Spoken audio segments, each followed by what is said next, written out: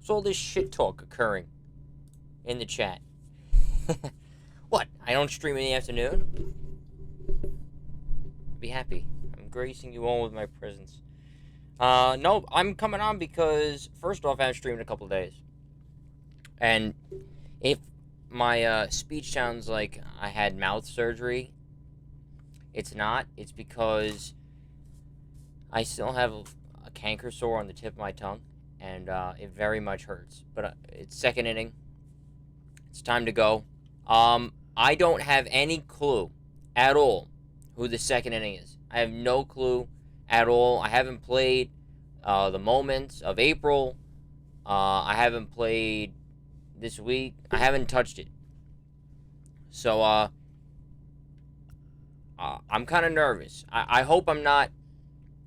I hope I'm not too disappointed. I don't know.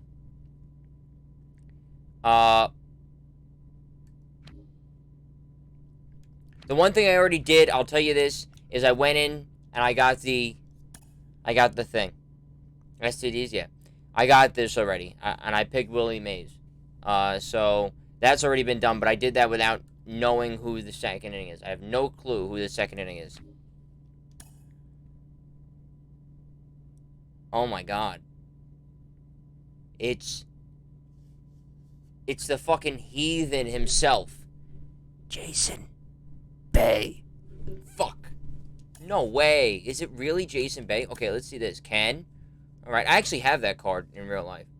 Because that was when I was big into trading cards. So that I have all that 07. So you got Chipper. Frank the Tank. I mean, none of these guys will ever play on my team. But Hank. Don Sutton. And Brooks Robinson. Okay. Not bad. Alright. Nothing. Oh, hell yeah.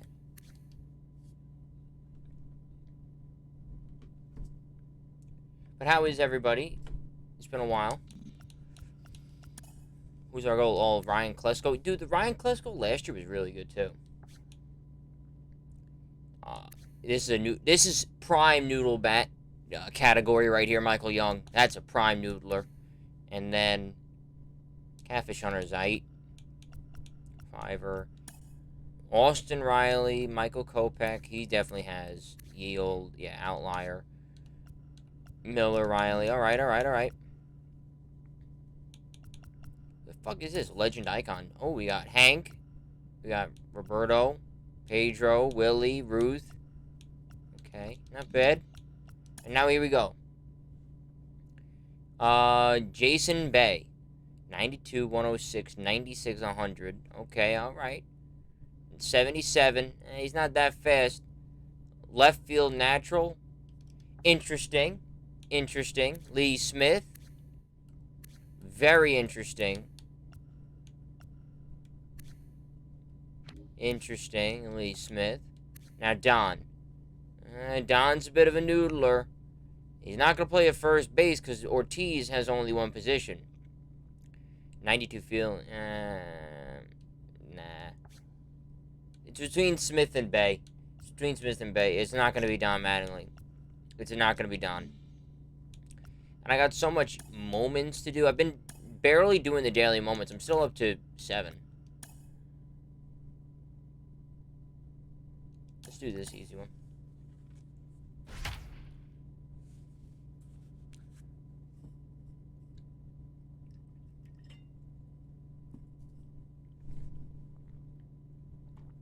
Doing alright, that's what we like to hear. And Nick, what'd you say? It's been so long that your sub ran out. Really?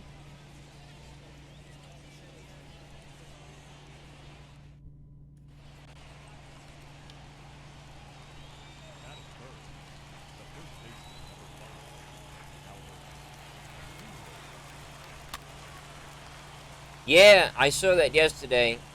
That Pujols was let go. I guess this is why they put in this little moment right here. Sad. It's sad when these greats have to retire and things like that. I don't think he wants to retire though. I mean, that's my feeling. I think that he feels that he's got a little bit more in the tank. Dude, you're never catching that.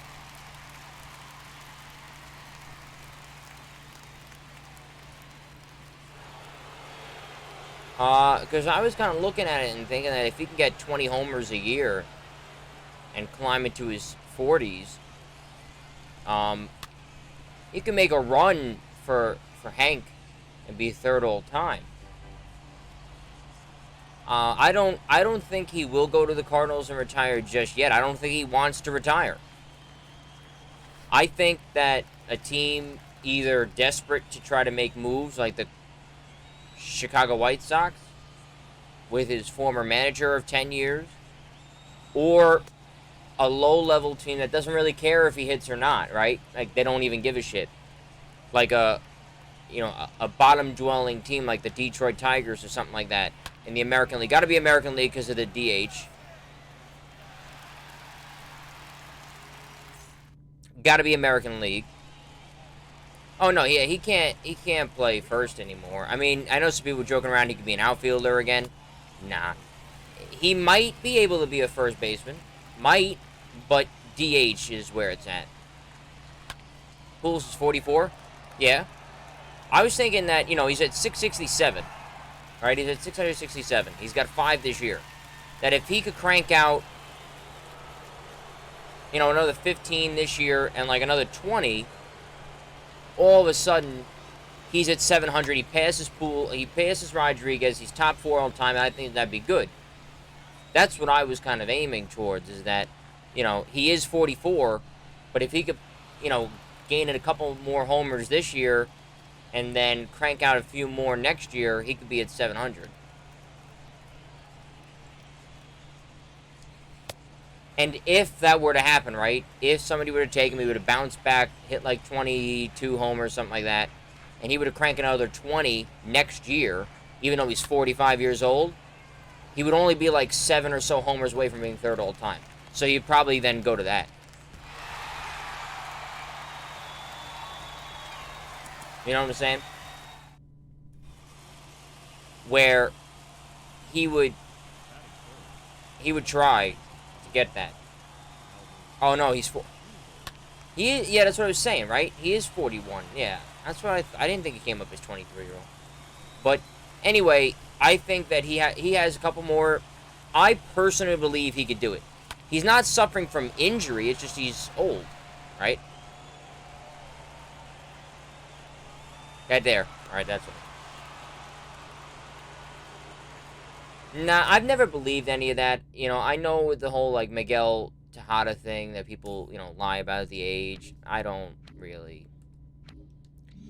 get down with that, to be honest with you. Oh, I didn't even look if there was any collections, bro. What did we got? Oh, I have those. 15,000 stubs. Let's go, bro. Let's go. Oh, we got a Martian Conquest. What the fuck is a Martian? Oh, it's that.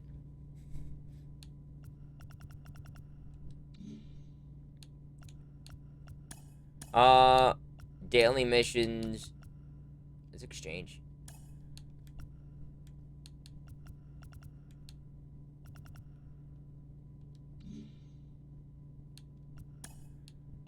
I never actually did any of these.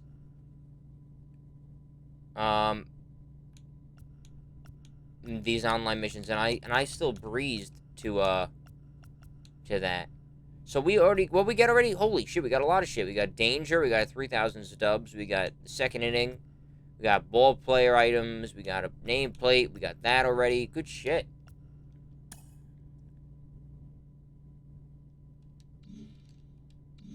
I don't know.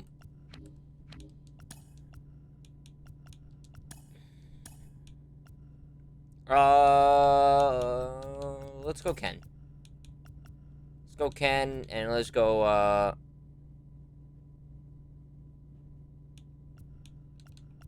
let's go Hank the Tank.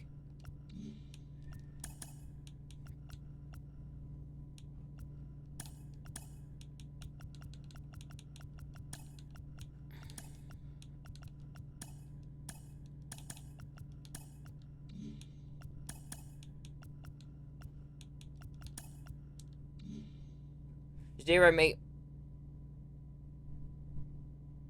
Hold on, I'm gonna open this we all know we ain't pulling no fucking headliner in this pack.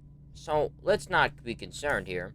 And then I'm going to talk about that, because that's one of my favorite things to actually...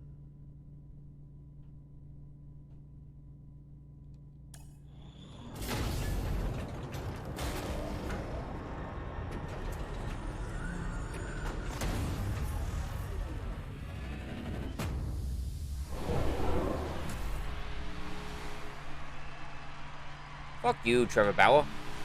Cockboy.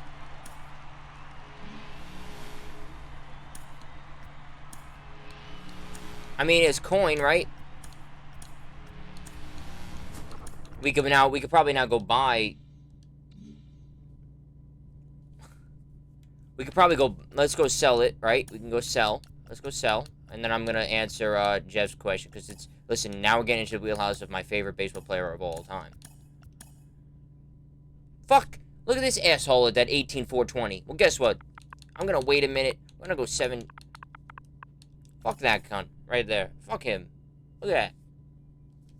I ain't scooping myself all that coin. Fuck that. Alright.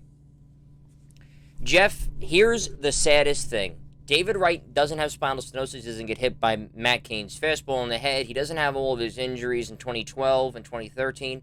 David Wright is still playing, right? Remember, he retired in 18. So he would have had 19. The 60 games in 20. And still would have been under contract in 2021. Now, again, with no injuries, David Wright would be the all-time Met leader in homers. Easily gets to 300 because the record was 250. I mean, I would take Chris Bryant. I mean, to be honest with you, but... right, so you got injuries. He would have not missed all that time in 2009, in 10, 16, all of 17, almost all of 18. You know, he would have had all that shit. I mean, you know, he would have compiled on... Remember, he started not becoming an all-star and a gold glover. First, he had to compete against Nolan. But second, he wasn't playing the innings. He wasn't able to compete, right? So, I think, for certain, if there's no injuries... Because remember, he's still young, too. He would have maybe even gone on for a couple of one-year deals as a Met later on, past 2021. If David Wright is healthy, and he's playing... As we all knew David Wright in 05, 06, 07, 08, David Wright is a Hall of Famer. He's one of the greatest third basemen of all time. Fortunately, that's not what happened. Okay? Breaks my heart. He was my favorite Met of all time. He's my favorite baseball player of all time. Didn't happen. He will be a Met Hall of Famer. He will have his number retired. He will go down as the all-time greatest third baseman in Met history.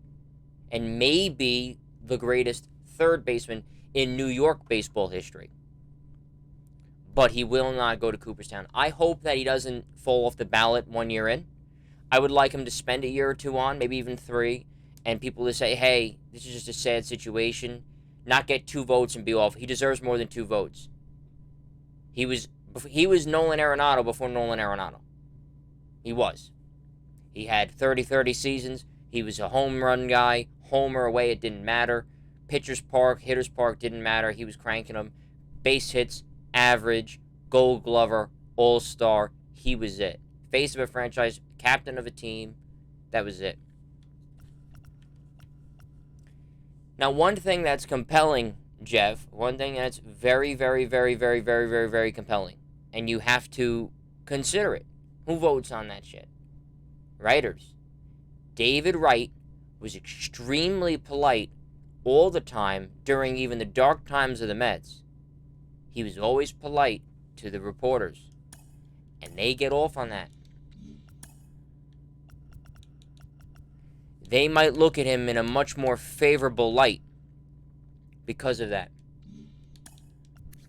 Is that fair? I don't know. Could that happen? Yeah. Will it? I don't know. But I could tell you that.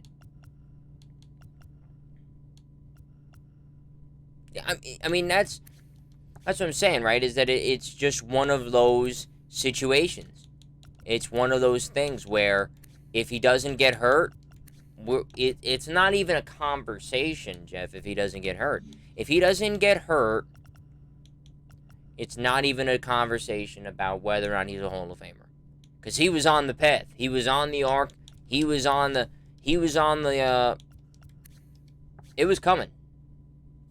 It was coming. And everybody knew it too.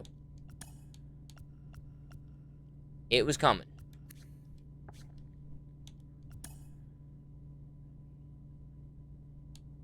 He was coming. And I'll tell you what, it's just one of those things. It's a sad addendum, if you will, on the history of the Mets. I'm just going to buy up all, if you'll excuse me for a moment, I'm just going to buy up all of these cards. I have a ton of coin.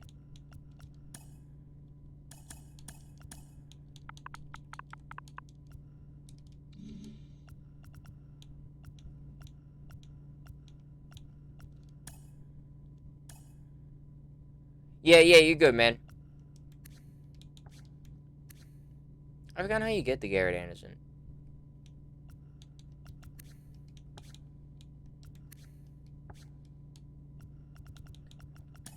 So that, I mean, it's not even a conversation. I mean, it's not even in the same time zone of a conversation if he doesn't get hurt.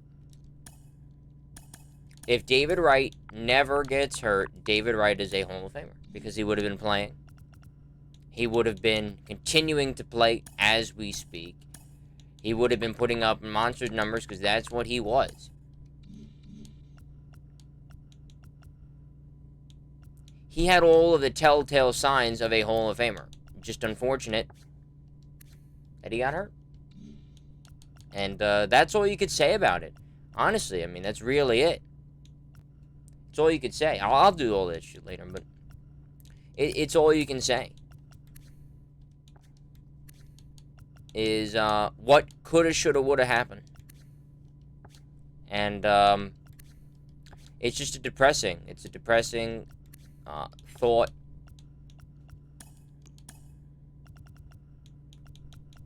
Because like I said, I was a huge, you know me, I'm a big Met fan, and I was a big him fan. So, you know, the fact that he can't compete, you know, for a Hall of Fame career is just very sad. Alright, I think I've done enough dicking around. Let's...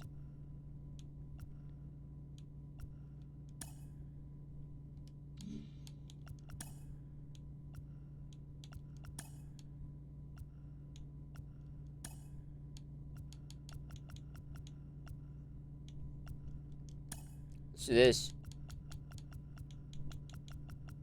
Strike out one batter.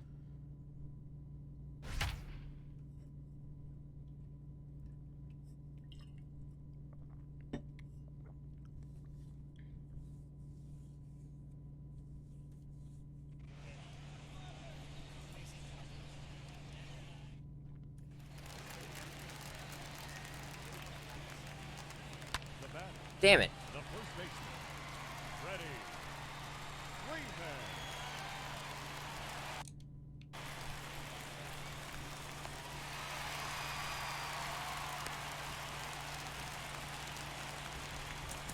This might be a bit more tricky.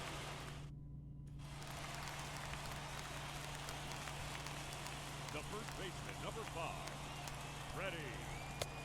Freeman.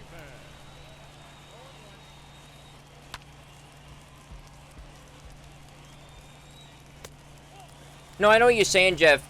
I mean, Ted Williams never even played in a World Series. Right? Ted Williams never even played in one.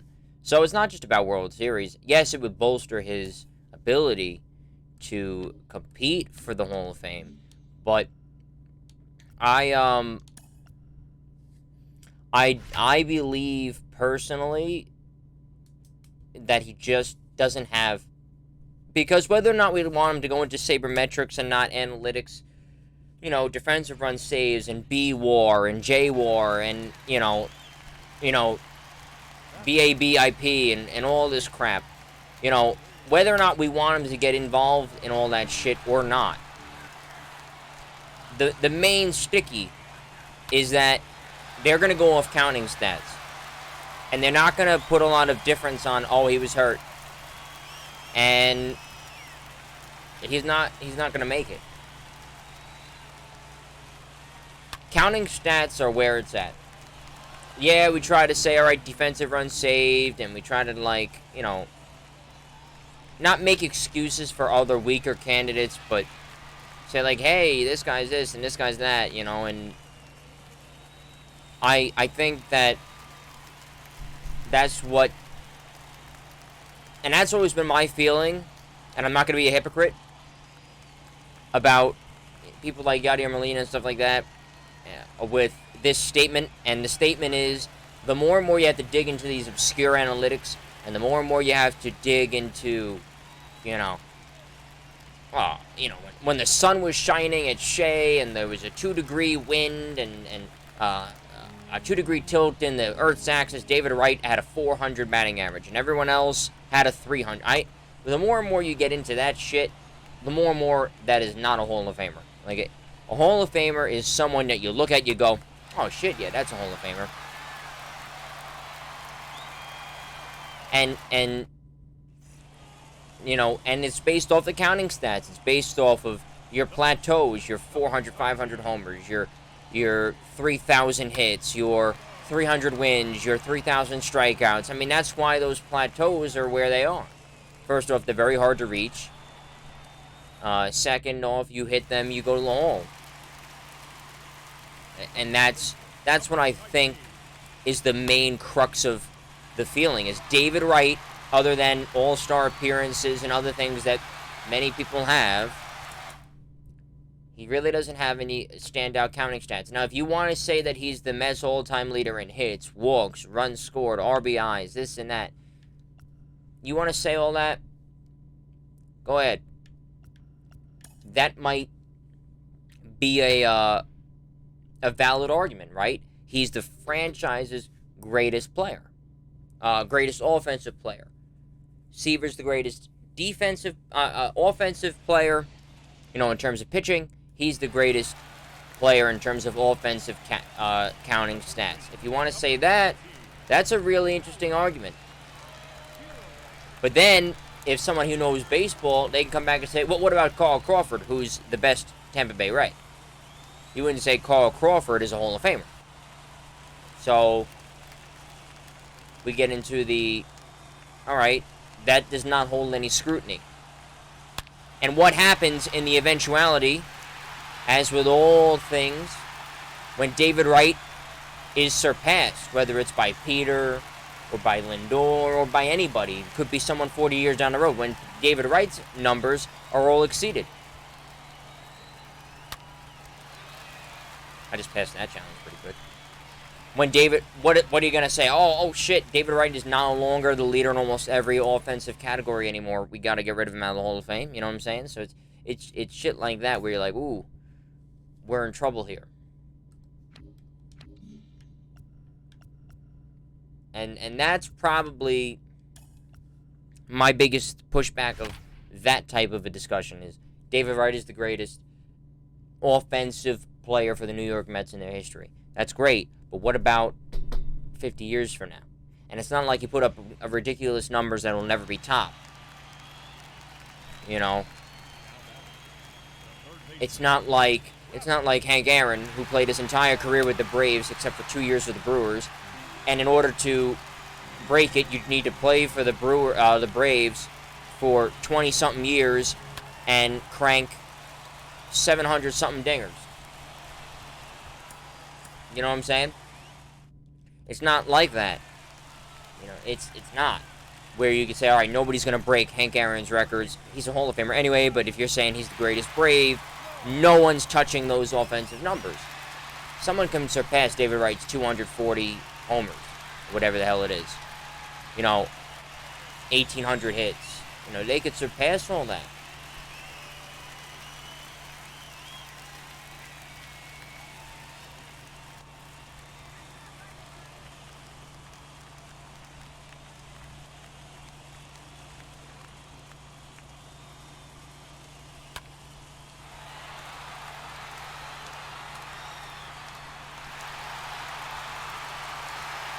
I mean, I want to argue if you mean something special, you should be in the Hall of Fame. Yeah, that's exactly what I'm saying, Jeff. You know, and that's exactly it. Is that, yes, I mean, I brought up Carl Crawford, who you can say, based on counting stats and based on many other things, that he is the greatest Tampa Bay Ray. He leads them in every offensive category. But what happens if, you know, this Randy Arozarena passes all of his numbers,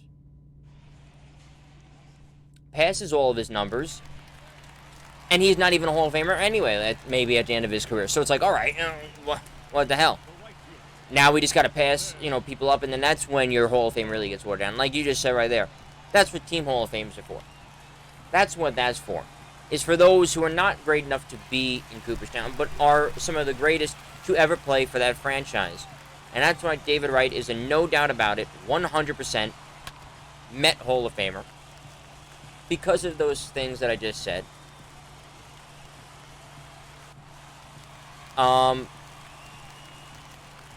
Because let's say someone comes around and passes old David Wright's stats, well, and he's not good enough to make it to the Hall of Fame, well, then that's what he goes into the Team Hall of Fame. And then let's say somebody passes those and they're good enough to go to the Hall of Fame, then that's when that kicks in. All right, if then, like, let's say Pete. Now, in my example, I use two people, right? So let's say that Lindor passes David Wright's numbers. Doesn't make it to the Hall, but he passes his numbers. All right, he can go to the Met Hall of Fame. But then Pete passes each of those numbers, and he goes to the Hall. Now, if anybody passes Pete Alonso's numbers, they go to the Hall basically automatically. See what I'm saying? David Wright wasn't passing any Hall of Famers on the way up, other than Mike Piazza, who was, no doubt about it, Hall of Famer. He was passing Hojo, Darryl Straw. He never passed Darryl, but you know what I'm saying? He wasn't passing any top names. He was passing Ed Kranepool. You know, so that's what that's what retired numbers are for. And I'm happy that the New York Mets, if you listen to what Howie Rose was saying yesterday, it sounds like the New York Mets over the next couple of years, Jeff, are really going to be retiring some numbers. We know Jerry Koosman was supposed to go last year, and it's going this year now for real. And by that point, we should have almost 100% capacity for Koos's retirement. Willie Mays is going to get his number retired by the Mets in his number 24. Rightly so, 50 years after it should have happened. But he said there's a serious logjam. So that's telling me that the Mets are going to be retiring some numbers along the way. And obviously what's got to go is 8, 17, 16, 18. I think those are where you start. And no doubt about it, people, you got to get rid of the numbers. Gary Carter. And hell, if you want to get rid of 8 twice, Yankees did it with Bill Dickey and Berra. Do Berra and Carter. Because I think Yogi Berra should have his number retired too. Played for the Mets for a little bit. And then was a first base coach in 69 and managed them in 73 to the World Series. I think that he should be in the Met Hall of Fame, as well as having his number retired. Dwight Gooden speaks for itself. Darrow speaks for himself. Keith should be in the Hall of Fame. That's a fucking travesty of the game. It's ridiculous. It really is. And Gil Hodges should be in the Hall of Fame too, but that's another fucking subject matter. But after you get rid of those guys, you know, you're 17, 16, 18, you're going to get rid of Koosman, 36, 24 should go, and I think 8 twice. After you go down to that, obviously David Wright at 5, right? Gotta go. 7 for Reyes. See, I always felt 7, you could argue 7 could go twice, and I have no problem with the whole twice thing. I know people have issues with the whole twice thing. I don't know why, where it's like, who gives a shit? It's gone already, so why not get rid of it again? You know? I've never been, like, against the whole double retirement. I don't get why people are. But, 7 should be gone twice for Kranepool, who is Mr. Met, right? If time Steve was the franchise, he's Mr. Met. He played from 1962 to 1979, only for the New York Mets. So, 18 years, 17 years, and played the Polo Grounds and Shea, and was on both World Series teams, and is in the middle. I think 7 should be gone twice, and I think even 5 should be gone twice. I think Davey Johnson, the winningest manager in Met history, should have it. Again, I have no problem with the twice thing, and it's not a continuation. I think 3 should be gone. And this isn't a whole, like, retire everyone's number thing like the Yankees, even though there's nothing wrong with that. I think retired numbers should be based on the team and what you did for them and what you mean to them. And if that's retiring 55 numbers, who gives a shit? You know what I'm saying? I've never been a fan of we've retired too many numbers. Fuck that. If you have great people that deserve it, then retire them. Like, let's say next year. I don't think it'll happen next year, but let's say in the next 2-3 years, Alex Rodriguez goes to the Hall. What, are they not going to retire 13? A number that actually has not been issued since Alex Rodriguez's retirement in 2016? Of course the Yankees are going to retire 13 for A-Rod. Of course they are. And I would even be sus if they didn't retire number 11 for Brett Gardner.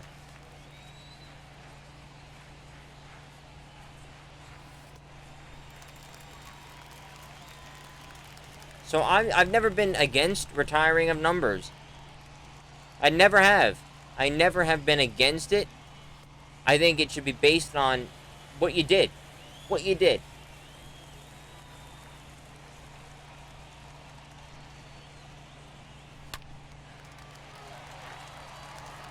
Now, it's not crazy like, oh, John Matlack had one good year in 73, like, his number should retire. No, it's not based on that. But it should be based on success. I think that 3 should be gone for Buddy Harrelson. I think that 5 should be gone. I have no problem at all with it. I think that 5 should be gone twice. I think that 7 should be gone twice. I think 8 should be gone twice. I think that... I'm just going to restart. I think that, 14's gone. I think 15 should be gone for Jerry Grody. Personally. That's what I believe. 16 should be gone for Doc. 17 should be gone for Keith. 18 should be gone for Daryl. Tommy Agee was great, but I don't think 20 deserves it. 21, Delgado or Cleon, I don't think deserves it. Al Leiter don't deserve it for 22. Neither does Don Clendenon or Ray Knight. Again, Al Leiter should be in the Met Hall of Fame. He should. Ray Knight, World Series MVP. That should... Enough. World Series MVP should be enough to be in the Met Hall of Fame.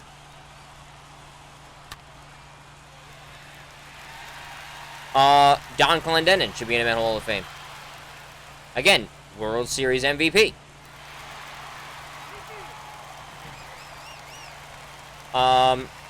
24 is probably going to go with Willie Mays. No 25s, no 26s, no 27s, no 28, no 29. 30. 30 is an interesting case. 30 is a very interesting case. Because that's Nolan Ryan. And we are the only team that Nolan Ryan went to the either went to the World Series and won the World Series with. And we're the only team that doesn't have him in their team's Hall of Fame or their number retired. 30 should be gone for Nolan Ryan. 31 is gone. 36 is going to be gone. There's nobody else up there that is anywhere close to deserving. And then we get to 38, 39, 40, 41, gone. 42, gone. No 43. I love R.A. Dickey. No. Kong. I don't think Kong. But I think Kong should be in the Met Hall of Fame. And 45 should be gone for John Franco. 45 should be gone for John Franco. The best lefty closer in the history of the game. Brooklyn-born, Met fan, in the Met Hall of Fame, pitched for the Mets for 1 trillion years, one of our 4 captains. I think 45 should be gone. But you can also make a compelling case that 45 should be gone for Tug McGraw. Or Pedro. Do you do another twofer on that retirement? I don't know.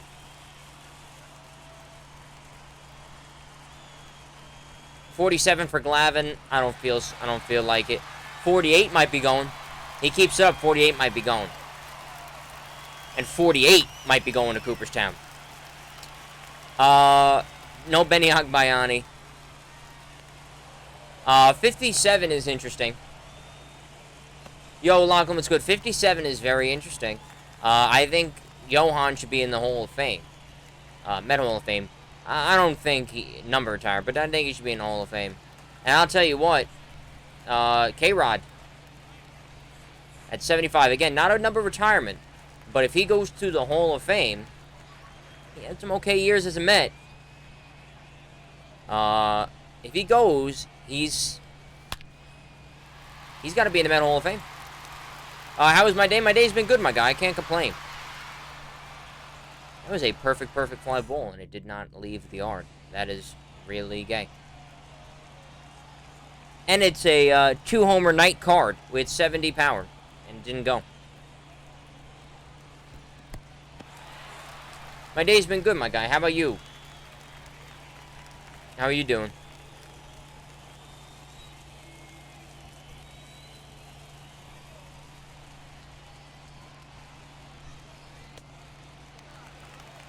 I mean, should you retire number 1? Should number 1 go? Compelling case, isn't it, number 1?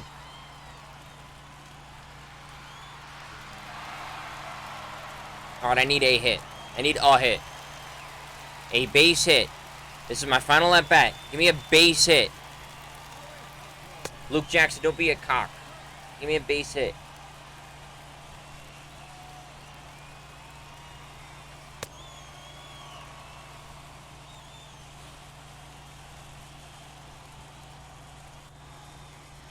Luke Jackson's being a real D-bag right now. No.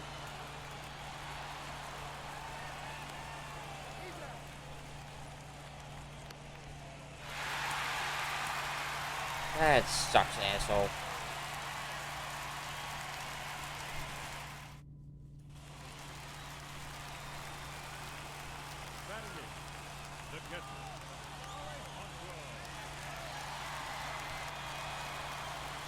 But number 1, number 2. I mean, do you retire 2 for Bobby Valentine? No, I think Bobby Valentine should be in the Met Hall of Fame. I just think there's a lot of people that should be in the Met Hall of Fame. What about Bart? Nah. His home run will be in the Met. Like, his home run will be just a legendary Met moment that will live forever and ever and ever and ever. I know it's the 5-year anniversary today of it. That's something that's going to live on forever. So, I don't think he needs to go to any type of Hall of Fame. Although, I think what's interesting is, does he go to Cooperstown? One of the winningest Spanish pitchers of all time.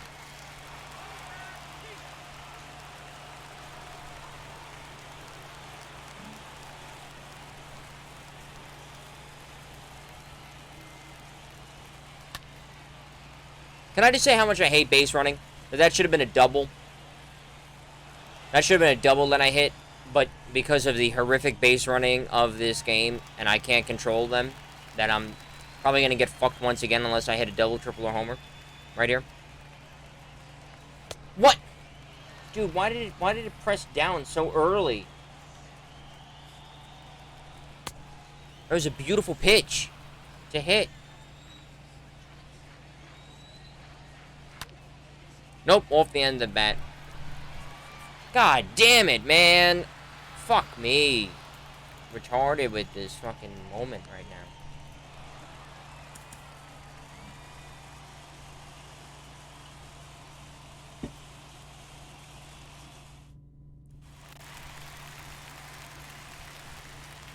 Batting eighth, the catcher, Alejandro.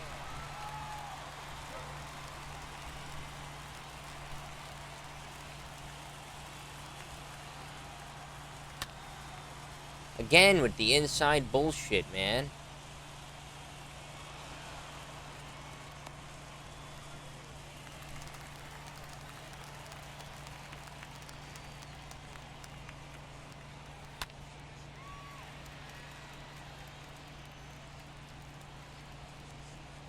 This Alejandro asshole Kirk. I'm gonna call him asshole Kirk instead of Alejandro. He'll get his Alejandro back when he wins this challenge. I'm still mad about that one challenge where I hit the home run and I had a perfect fly ball that went to the warning track. When, if that was a homer, challenge would have been over.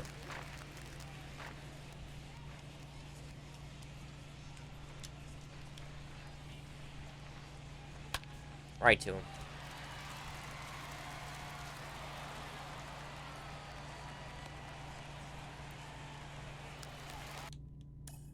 I don't want to replay.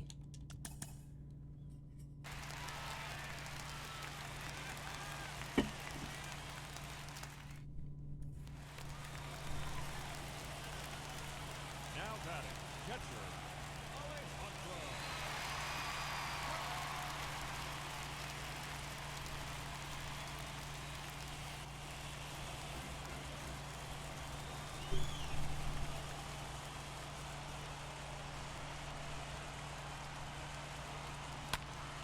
But that's in the gap. Bro, what?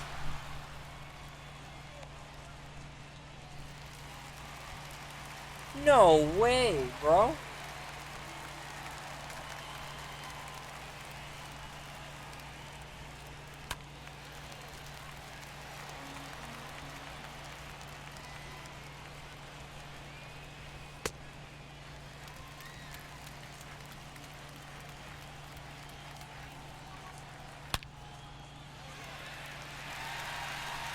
Alright, I need a hit. Because there's my 4 total bases, so I need a hit. I need a hit. A hit. A hit. Nope. That's right to him. I have one more at bat. I'm going to lose my mind if I don't get it. Bottom of the 7th and we're winning. So this is it. And against Luke Jackson, once again. Fuck you, Luke Jackson. God damn it. Look at that. Good timing on a fastball. And it's popped right up. Like, Jesus Christ.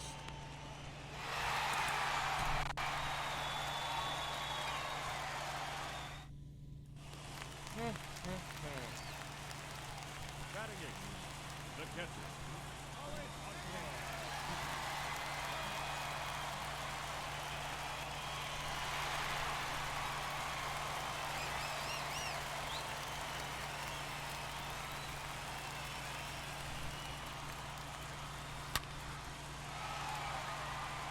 Well, that's at least a home run.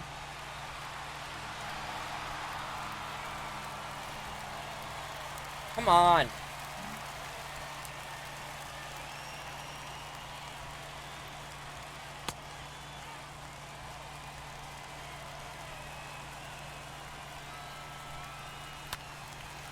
What am I doing swinging at that? Thank God it's foul, but Jesus.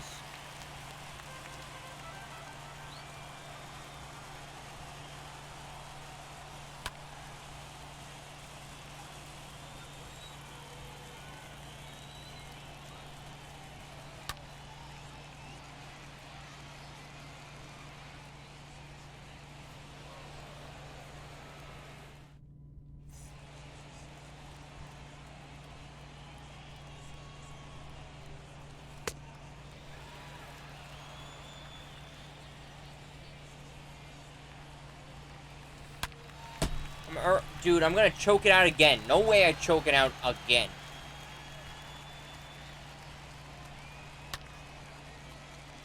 Come on, bloop in, bloop in, bloop in. Dude, how fucking far is it gonna carry? Jesus Christ and fucking con it. This is blowing my mind. Get a fucking hit.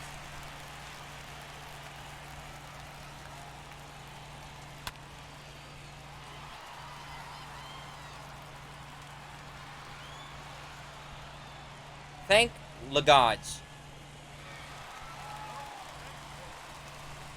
They were almost going to have him catch that again. You know that, right? They were almost going to have him catch that again. Now we get to do this fucking shit.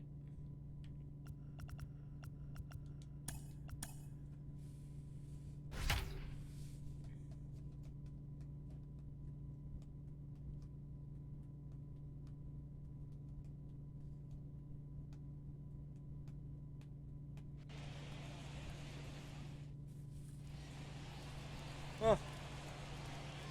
Batting second, the first baseman, number 17, Reese Hoskins.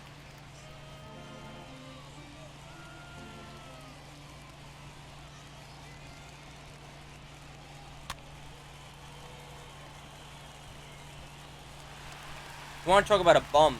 Reese Hoskins, total bum. Mr. I hit a 3-run homer. Yeah. And then it clearly isn't a home run.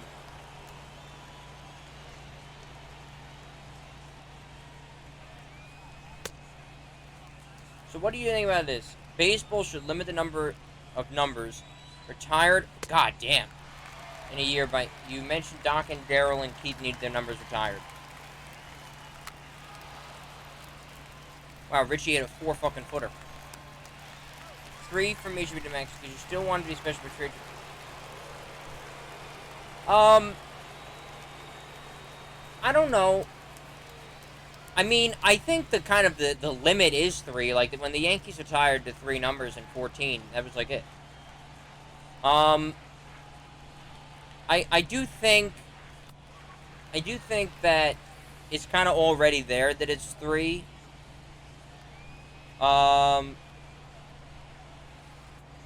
This Adam Wainwright can suck my fucking balls. I do think already that it's 3, to be honest with you. But I don't think putting a cap on it. I think it's up to the teams, right? It's up to the teams and who they want to honor and when they want to honor them. And if they feel like, hey, we want to do 8 in 1 year, I think that should be up to the team. We want to do none, like the Mets have been doing for years. I think that's up to them as well.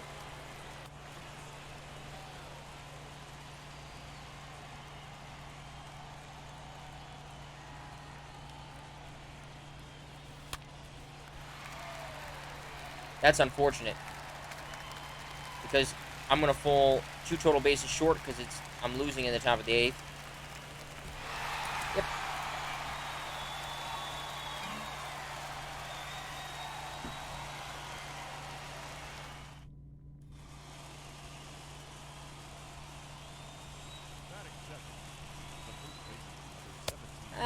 I think you're reading too much into it. I think it's still special no matter what goes on. Because it's about the player to fan and the player to team relation, and that's so different for each number. You know, if you retire a number every day, if every player is deserving of that number, if every player that you're retiring is deserving, and you're not just retiring numbers for the fuck of it, I don't think that changes the speciality of it. I don't. Like, the Islanders retired Jonathan Ellie and Butch Goring's number within 2 weeks of each other. And nobody gave a shit. Because it was long overdue and very deserving. And that was within the same calendar month. I think that it's an honor to get it done no matter when it happens. And I would not be in favor of a cap and saying, hey, you can only do this. Because like I said, it's based on the team and how the team sees fit.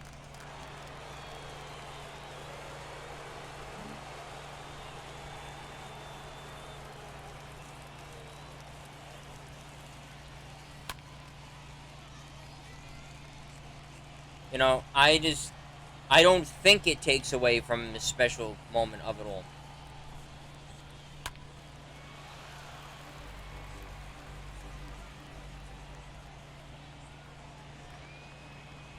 Because it's not like we're grouping them all together and saying, hey, we're going to retire 10 numbers all on this one date in this one ceremony. Then it would kind of take away its luster. But if they're 10 separate days where they're retiring 10 different people's numbers and all 10 deserve it, I don't think the fans would have any issues with it, the people wouldn't have any issues with it, and the team wouldn't have any issue with it.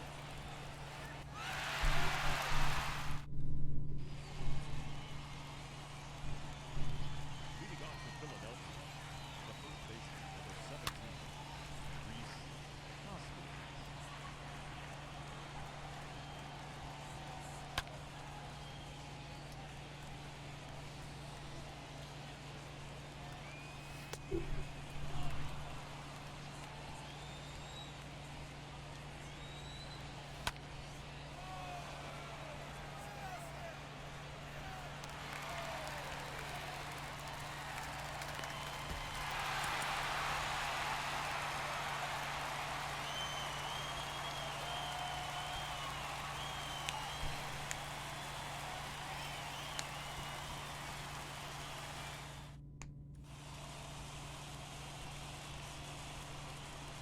Batting second, the first baseman, number 17, Reese Hoskins.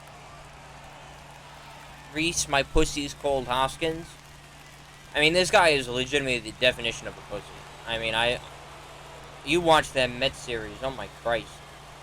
Guy was legitimately a fucking weenie bopper and a half.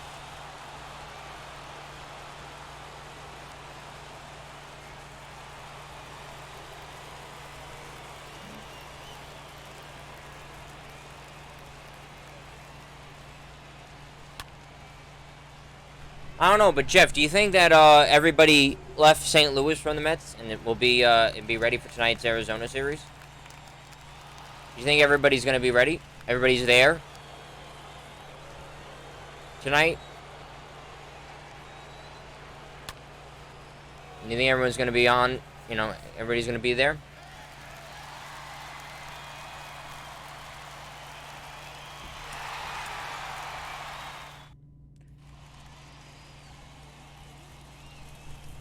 Batting second, the first baseman, number 17, Reese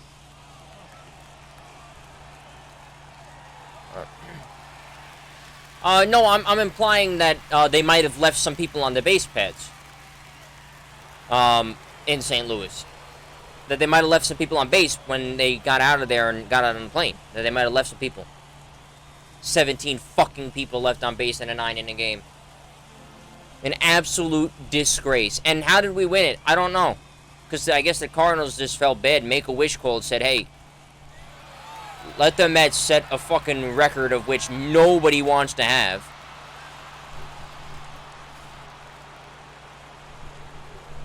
God damn it. I mean, honestly, what's the fucking maximum in a 9-inning game? What? So they're on the road, so that's 9.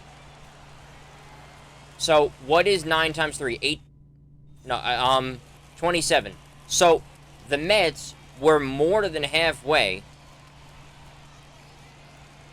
The Mets were almost 2/3 of the way to the maximum amount of runners left on base in a 9-inning game.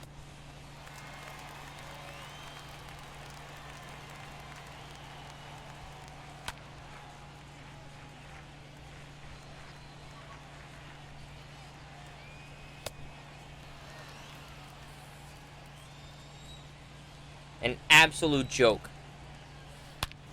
What? Lindor should take a fucking... Yeah. Lindor should take a fucking long walk off a short porch. Fuck him. I'm done with him. He can fucking get traded somewhere else. I am absolutely done with his dumbass. Fucking grounding out, looking like a absolute retard at the plate, and then running back, smiling all the way back to the... Fuck you. I want to see you crack a bat over your knee. I want to see you fucking slam your bat down into the ground. You look like a fucking idiot. You know what that shows me? It shows me I don't give a shit. I know he's missed his smile, but you know what it shows me? It shows me I don't give a flying fuck. Fucking grounded out, looking like an absolute reject at the fucking plate. Sticking his ass out, swinging fucking top hand, looking like an absolute spastic up there. And then, smiling all the way back, running on the field like a fucking idiot. God damn it. I was so fucking livid when I saw that. I think it was the night game where the Mets lost. Or maybe it was the second game of the doubleheader. I don't know what it was. But Jesus Christ, when I saw that. Oh my. I was fucking heated. See, I just got heated right there just talking about it. Fuck him. If you take his Mrs. Smile and fucking shove it. Yeah. Grounds out. Smiling back to the fucking... Get in the fucking dugout. Cocksucker.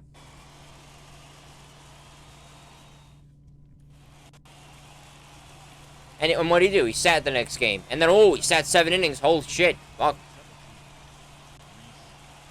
Don't send a message too hard. And he got a base hit. You would have thought that the fucking heavens opened up and Jesus Christ came down and gave him a kiss. Holy Lord. When he got a base hit. We paid this guy, along with this other contract, like $360-something million over the next 11 years of his life.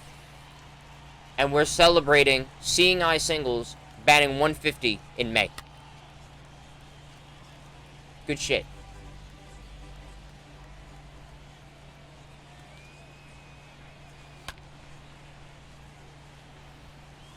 Like, it's a circus act with him.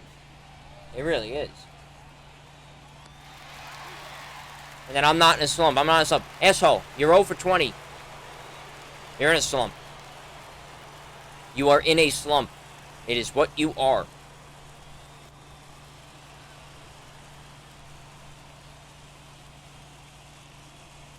Just own it. Just own it. And I think that was also my problem, was that he just wouldn't own it. Gives him time? Yeah, it gives him time. I'll give him some time. If he's not batting off the interstate and nearing the 220s, 230s by June, fuck this guy. We were sold a bag of fucking goods. Sold a bag of bullshit.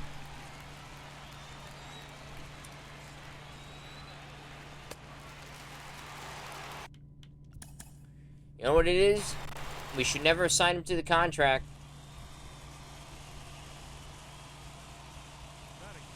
We should never assign him to the contract.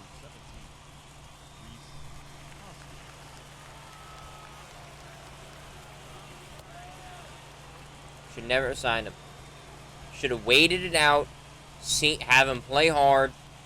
See what he can do in New York.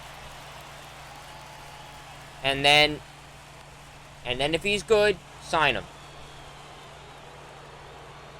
I mean, look, Conforto sucks. I mean, he's getting way better over the last, 2 weeks, but damn, we just knocked a couple million per year off his price, didn't we?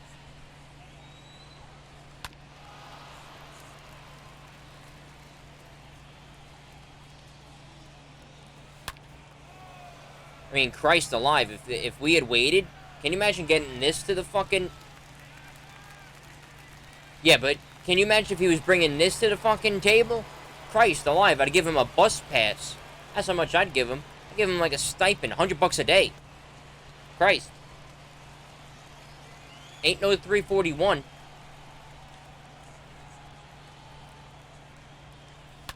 And again, what I didn't like is in that other press conference that he had, a week ago? When he goes, I know everyone's booing me, but I hope that when I do good, everyone will cheer.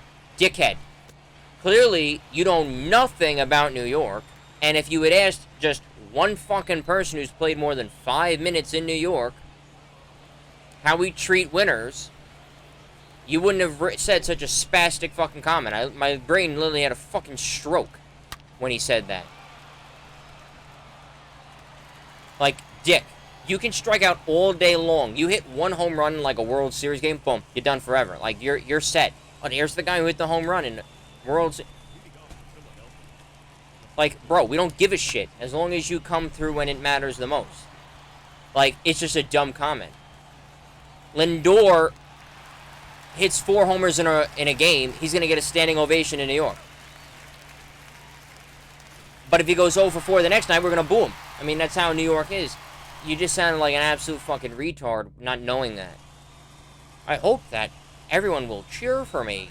Yeah, dickhead, we will. But you're not really giving us any option to even compute cheering for you right now.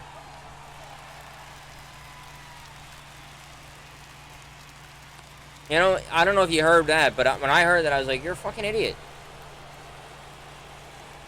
You're a fucking idiot.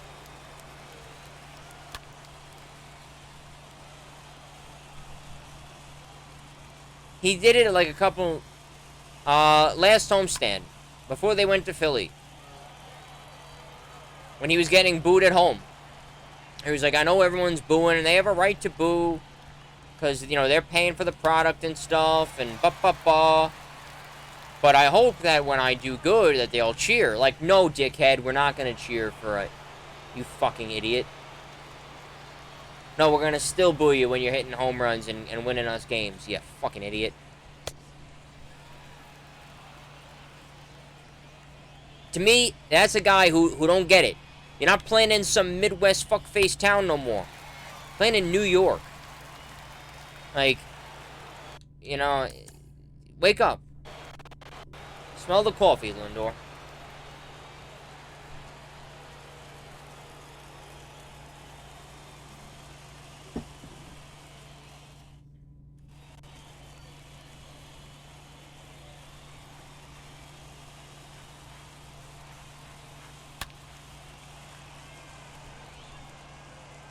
It is blowing my mind how I can't beat this fucking challenge. If anybody's been watching this fucking display from Rhys Hoskins.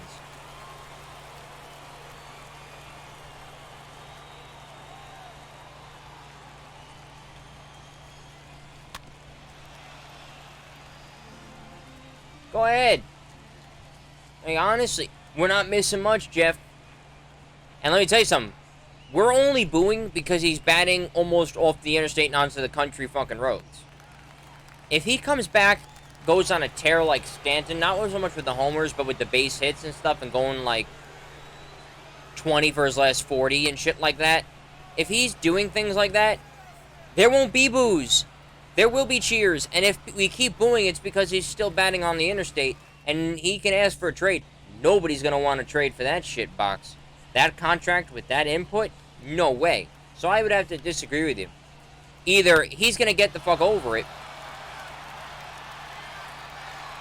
and stop the booing by having great play, or he's going to continue to suck and he'll never be traded anywhere because nobody's going to want to take that contract be called an albatross, and nobody will want to take that shit stain at that price point. Where they can call up some washed up ass rookie and get that same fucking type of production for 500,000 coin.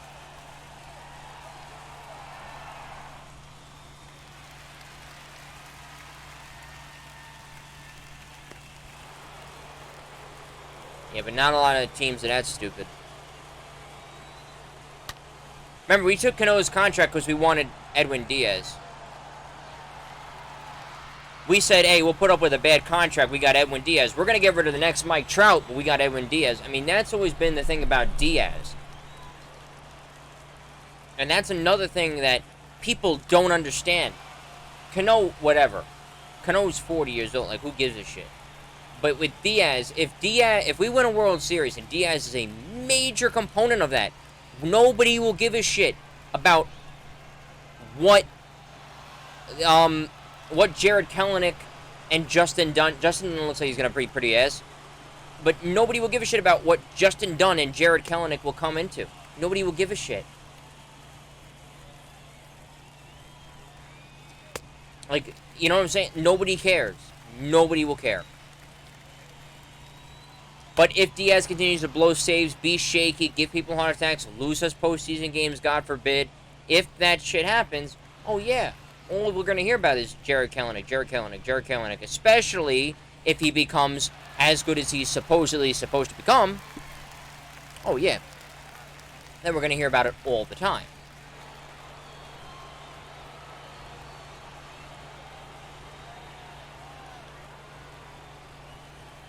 You know,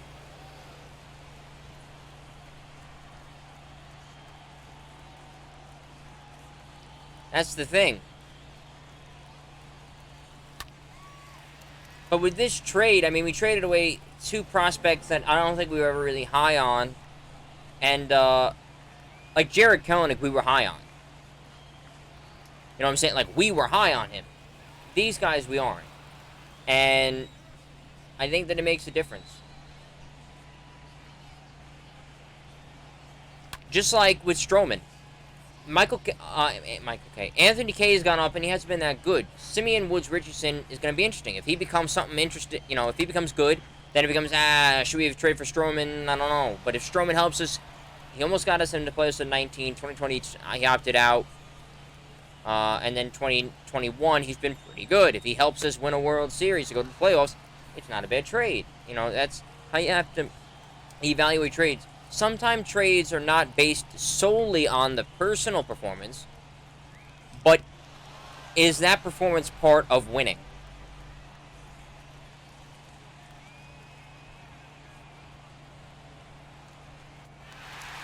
Fuck. You know, there's a reason with, like, Seaver that's called a massacre. First off, they murdered the whole team, but he traded a Hall of Famer for not only... So we were just talking about what would mean that it's a good trade, right? The players, none of the players that we traded for Seaver ever became something good. Strike 1. 2, we didn't win anything with those players. In fact, we were in the cellar of the National League. Strike 2. And we traded away Seaver, threw a no-hitter, did all this other shit. Problems.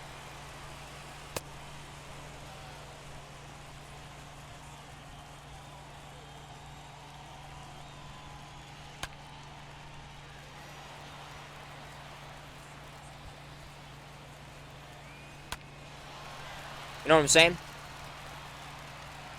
So, that's why that one is just a disaster, and it's shit like that. You know, if Stroman doesn't pan out as a Met, and even if Anthony K does nothing, if Simeon Wood Richardson becomes a stud, you're like, ah, fuck, that's a problem.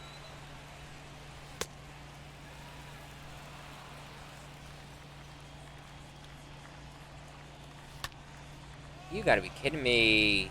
Come on. That's 100 power. Good timing inside fastball to a righty. It's got to be a home run. Come on now. Come on.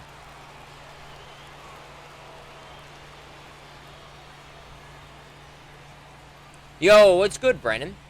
How we doing?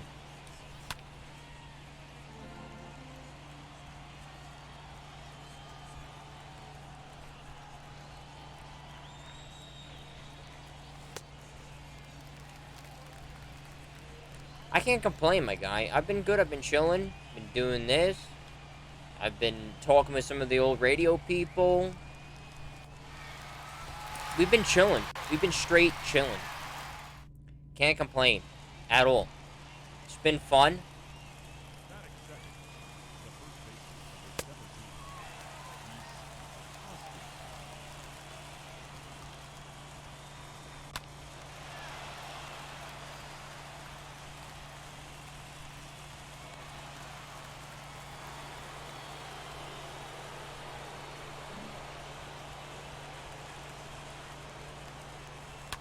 Fucking Reese Hoskins is being a real spastic right now. Come on!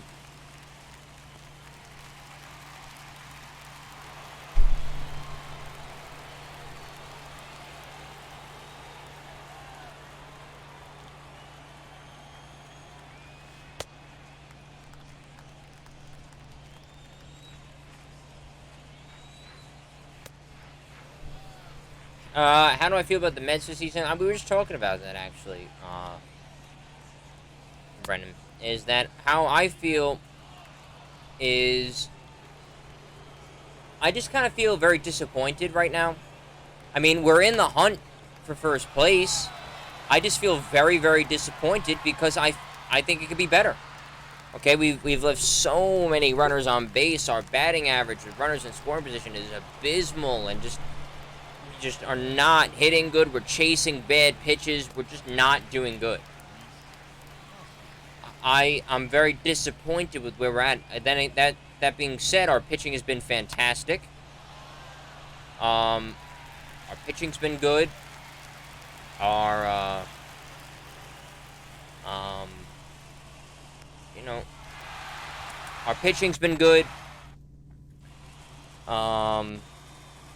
Good bench bats so far. Our bullpen has been pretty close to lights out. And if we were just getting some hitting, the New York Mets would be kind of running away with the National League East right now. We really would be. I mean, that second, both Cardinal losses could have been avoidable. The first Philly loss, the first loss of the year could have been avoidable. A lot of it. There's been a couple of losses already where it's like, yeah, we really shouldn't have lost that game. Where if we had a bit of offense, it would have been pretty chilling.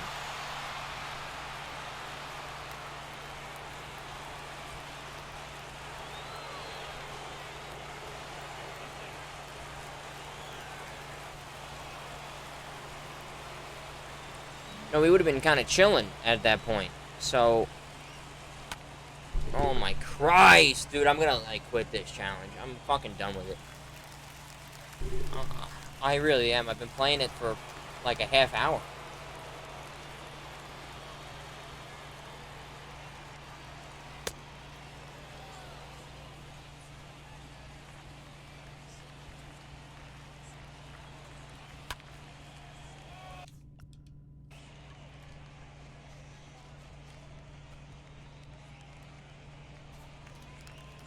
Ladies and gentlemen,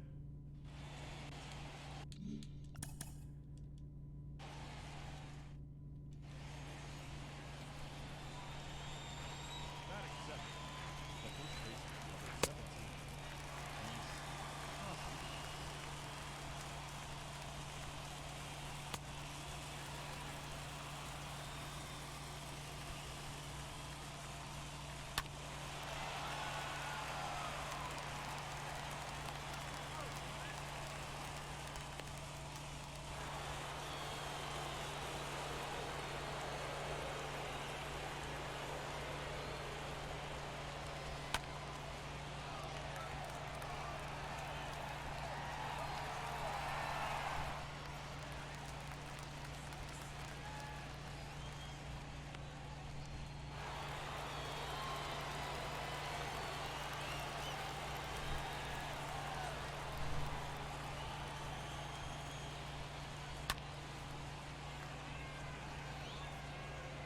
Oh my Christ, on a fucking bike with this fucking Reese Hoskins. He's such a pussy in real life, and he's a pussy in the game too. My God.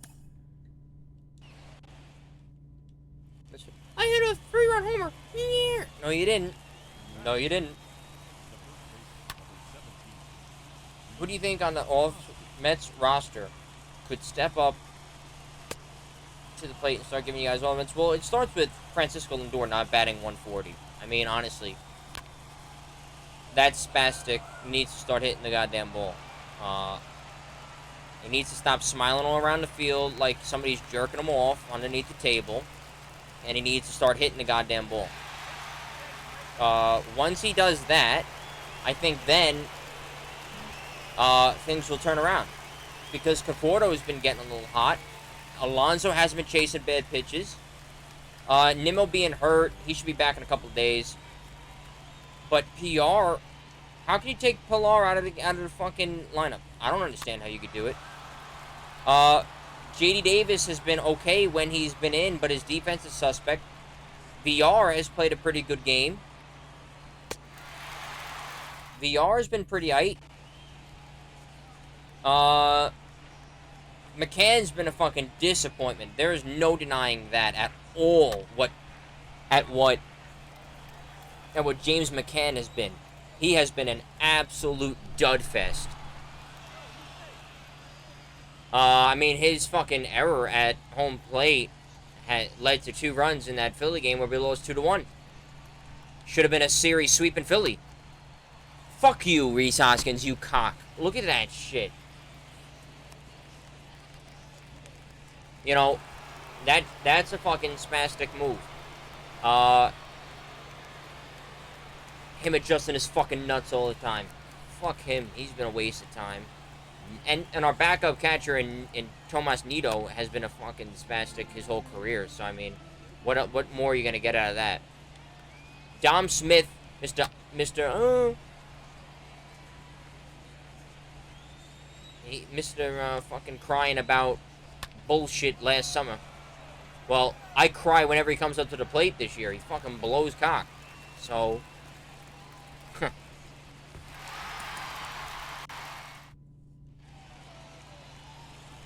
You know, just everybody's being a spastic right now on the Mets. Other than the pitching. Our bullpen is one of the best bullpens in the majors. Our bullpen's been very good. And the new additions, Loop, May, very good. But our starting rotation has been awesome. Except for Joey Lucchesi. I never want to see that motherfucker again. He's fucking awful. He could take him and his 10 ERA and Joey Fuego and get the fuck lost.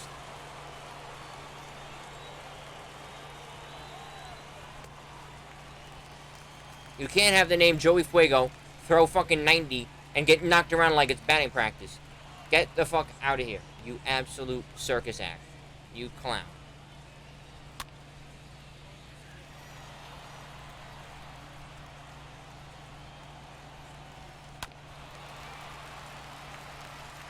You fucking clown.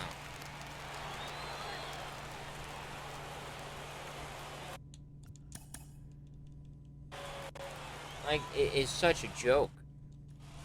But DeGrom has been DeGrom. Stroman's been really good. Peterson, after his rough, shaky start, has been alright.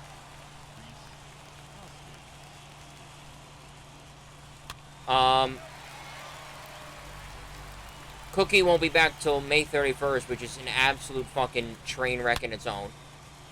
It looked like he was going to be back next week or so. Now he's not. I mean, Jordan Yamamoto looked good. He's probably going to be our starter, so that's fine. Like I said, it's been alright. Our bullpen's been good, man. But we're just hitting. We just need to get consistent.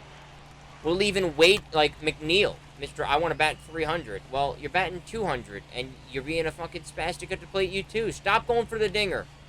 Yeah, you can hit the dinger. That's nice. I want you to be a 330 hitter. I want him to be our DJ. Like, we have power guys. We have Conforto, we've got Lindor, we've got mad heads who could be our power people. We've got Conforto, Alonso, Lindor, Dom, like, we don't need more power. Don't need more.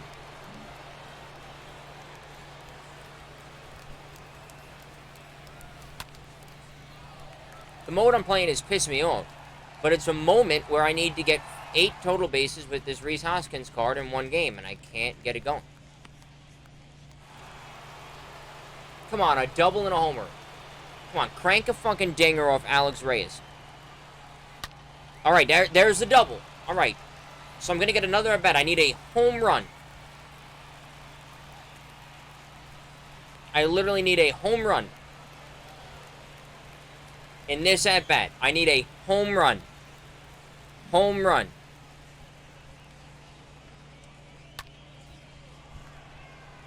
You gotta be fucking me, man. This is a comedy joke. This is a fucking comedy routine. I need a home run. A home run.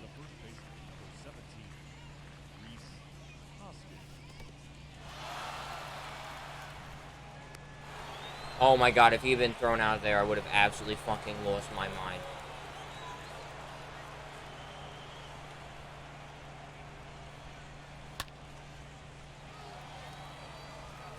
Oh, come on, fuckface.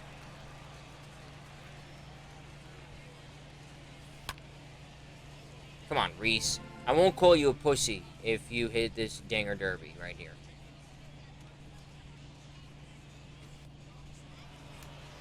If Rhys Hoskins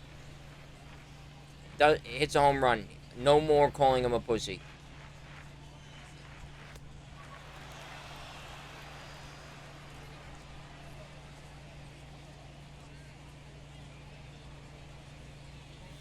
Nope. He's a fucking pussy still. He really is. A big fat pussy. Like, honestly. Oh my god.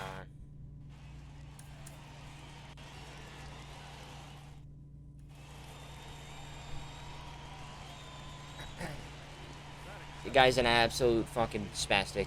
In real life, too, he's such a pussy. I mean, honestly. He has, like...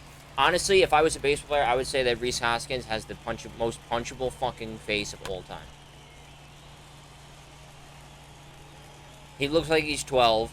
He acts like he's 12. And he sucks.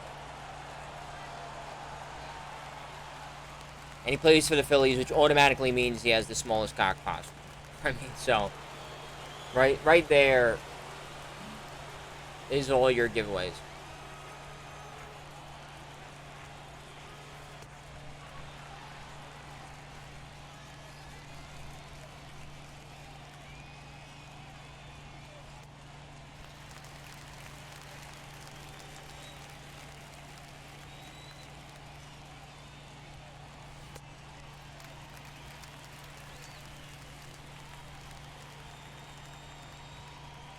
This shit's a spat. Like, this fucking Hoskins is an absolute cock munch. Honestly, he really is. This guy's insane. Hit the fucking thing.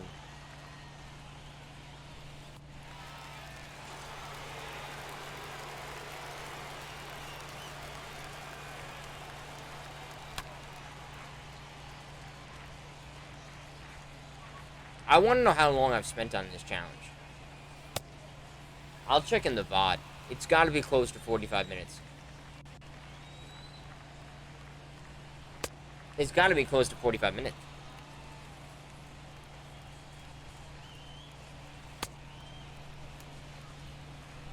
I'll check it. If we fail this, I'll check it. Nope, that ain't no fucking dinger derby. Fucking spastic. Asshole.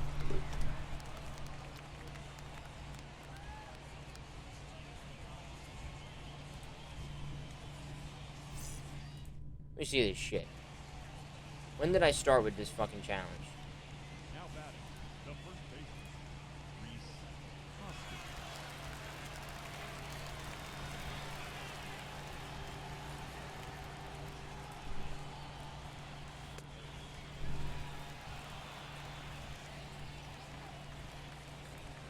Alright, I started it like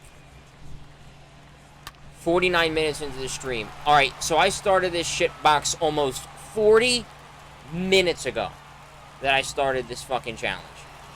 No, I'm done. I'm out. Fuck you, Rhys Hoskins. You can lick my fucking ballsack. Thank you very much. I leveled up with how much I fucking sucked at that. Fuck you. You can suck my balls, Kent.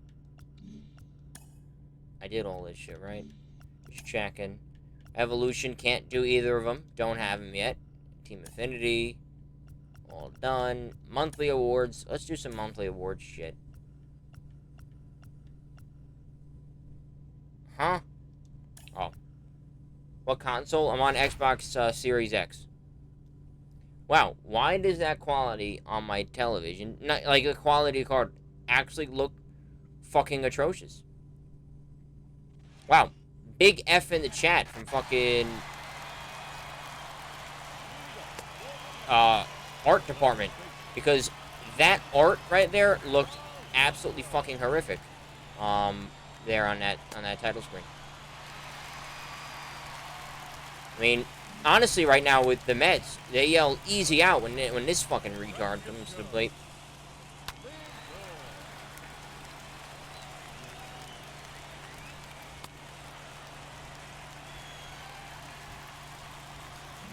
Now batting, right fielder, Michael Conforto.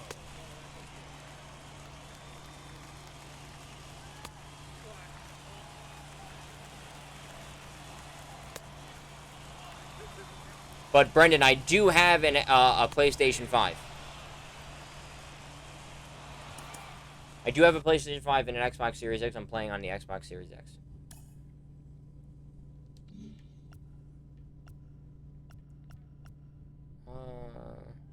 Oh, this is the Byron Buxton card, right? Like, look at that. Look how fucking bad that quality is. Compare it to the bottom and compare it to that. Look how fucking blurry that is.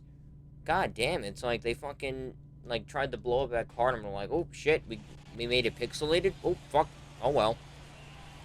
Like, look at that shit. That shit looked terrible.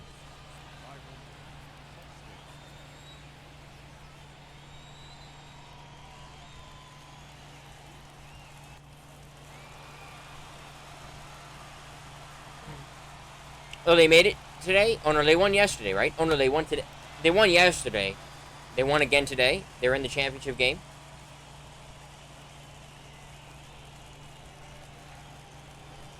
I know they won for a fact yesterday. Was winning yesterday going to the CAA championship, or did they win again today as well? Yesterday. Tomorrow is the game. I mean, I'm you know, Hofstra's my alma mater. I'm always gonna cheer for them. Always gonna root them on. But there's no denying. Oh, get there, down. There's no denying that Hofstra sports have a penchant for choking. All sports, whether it's men or women's soccer, softball, baseball, men's lax, women's lax, all types of lax.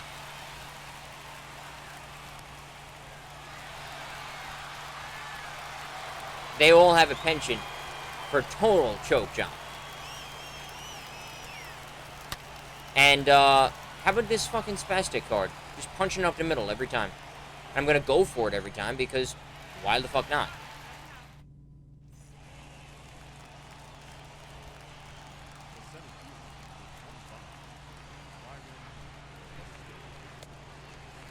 We got it this year? I hope so.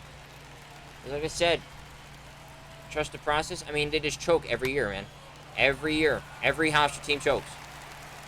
Like clockwork. Like, it's not even, like, funny. Basketball. Men's and women's. Used to choke in football. We choke in volleyball. We choke everywhere. We choke.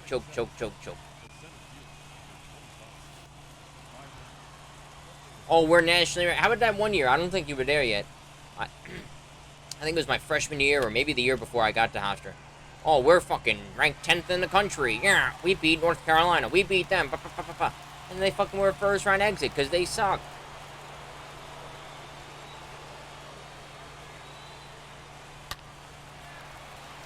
Because they're literally a bunch of spastics.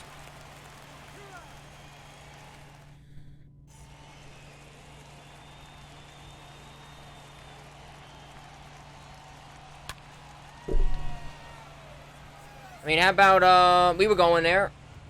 How about, in softball, when they went to the Super Regionals and they were like a strike away from fucking moving on, and they gave up a dinger derby to lose. You gonna forget about that?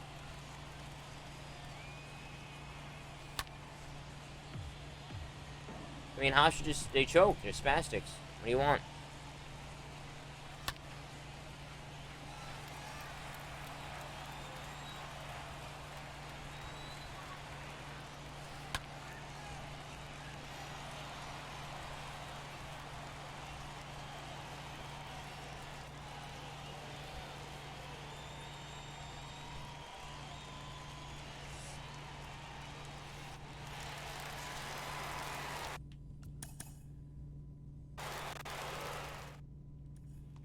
Yeah.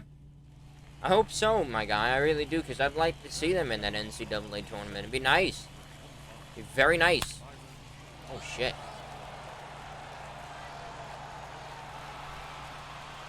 It'd be a very nice thing to see. It'd be awesome for the school. It'd be awesome for him going after he was just drafted into the premier fucking league.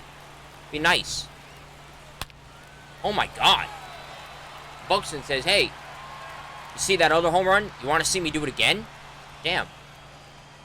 Shit on. Alright, that's done. Hey, we got the Cedric Mullins card. Yeah, that's a fucking shit card. Strike out 10. I could do that. All good. Another 8 fucking total bases. 6 total bases. 6 hits in 3 games. That ain't even bad. 2 extra bases. We have a surprise tool that'll help us later in those. 8. Let's do the whole fucking strikeout 8, and then we'll strike out the 10. We'll do pitching ones. But basically, this is it, right? We do some moments for this, for the April. We do some moments for the tops. And we're chilling.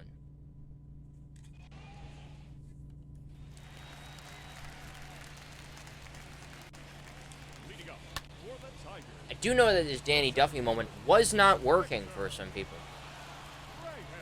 I know that it's been fixed now, but I know for a while it was not working.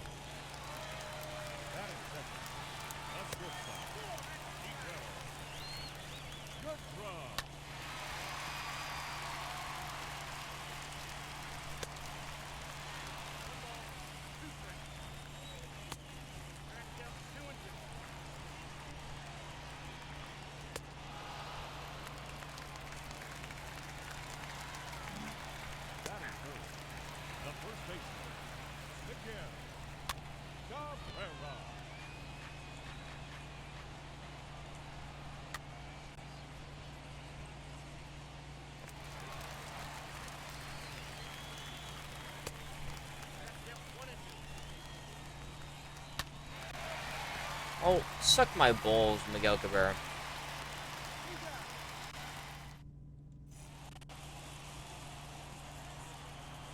Leading up for the Tigers. The third baseman, Candelario.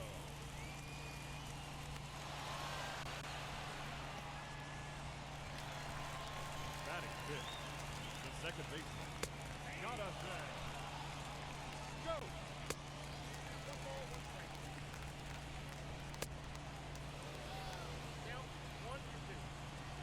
Come on. Swing it at you, fuck face. Good shit. Batting sixth, the catcher, Wilson. Bravo!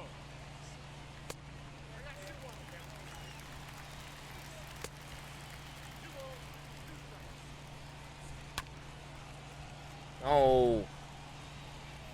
I mean, I'm striking out in like 1 inning, but that's not what we need to see.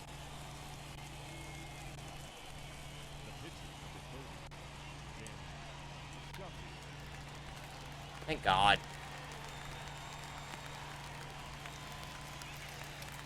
I hate that you have to bat. It's so stupid in these player lock moments. I absolutely hate that the most.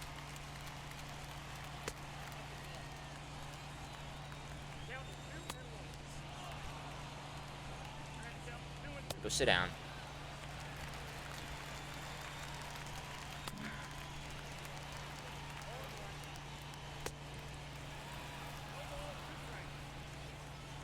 Good night. And now it's Matthew Boyd. Watch, I won't strike out at the fucking opposing pitcher. He'll, like, hit, like, a weak ground ball or, like, a weak fucking liner. Yeah, see? It's so weird. You just never strike out at the opposing pitcher. It's so dumb.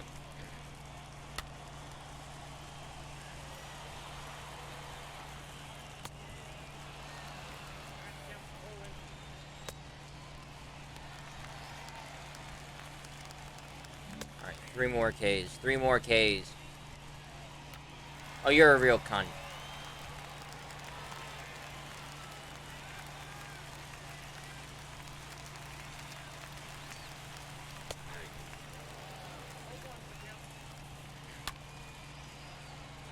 I love this whole shit that we're just not striking out on my pitches anymore.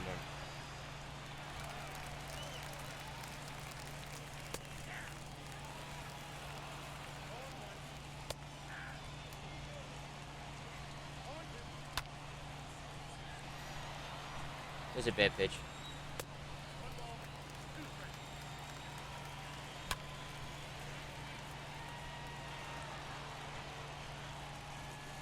Come on, you spastic. Yep, I knew that was coming. Fuck, I need strikeouts. Come on, man. And then I got a fucking at bat. God damn it. That's what we do. They'll never suspect a drag bunt. Oh no, I popped it up. Fuck. Oh no. I hate it. I hate having to swing the bat with the pitcher. It's fucking brutal.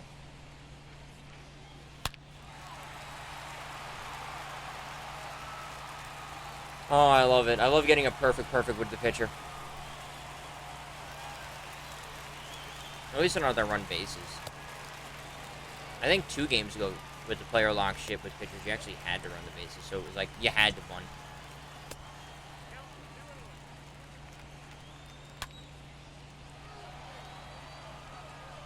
Swing at that, you fuckhead.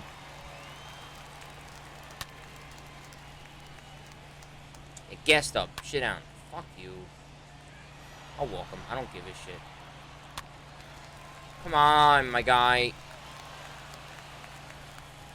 Yeah, sit down, you fuckhead. 2 more Ks.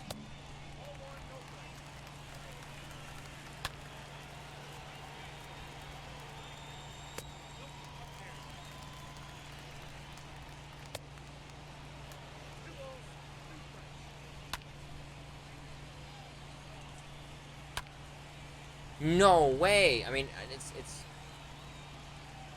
Alright, good. That easily could have been caught, too. Alright, 1 more strikeout. Robbie Grossman.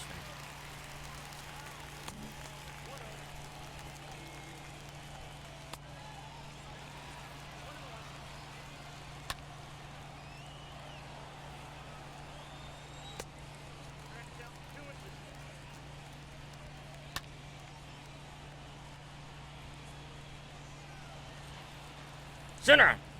Yeah. Alright, that's over. Okay. Tally 3 hits. No, we're gonna do the strikeout one. We're gonna go after the strikeouts.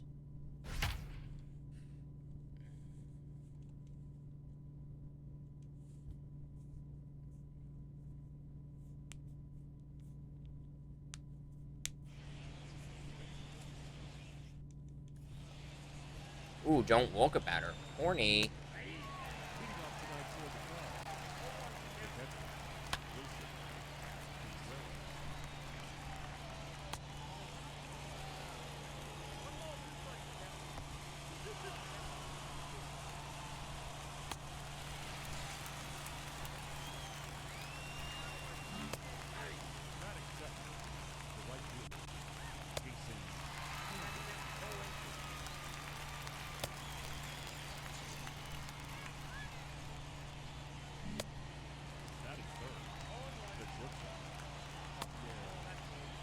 He's gonna swing too.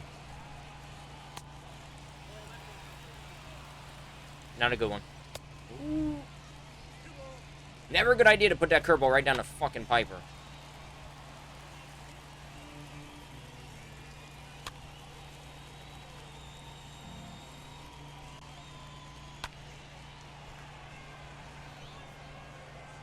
Alright, so we weren't able to strike out the side, but we did pick up 2. We picked up 2.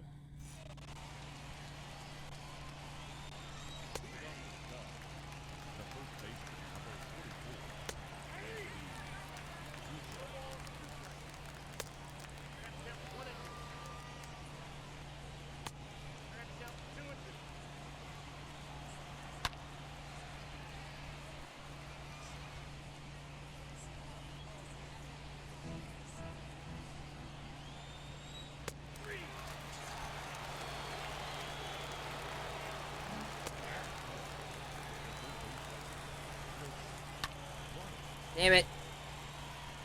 I wish, like, you can, like, call people off and then let the ball drop.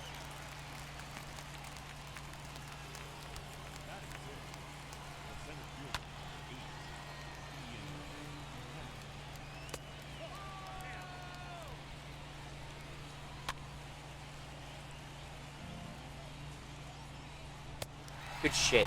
Let's go.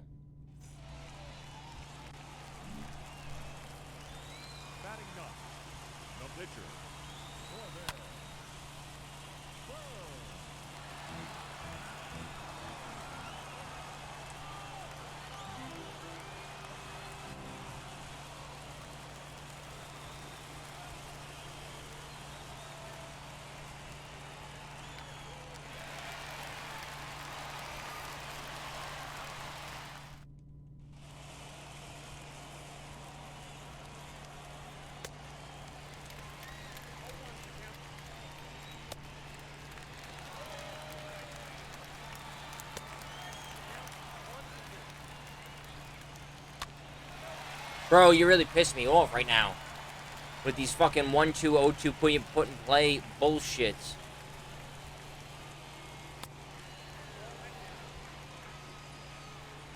And then I gotta come over. Because I don't want to walk him.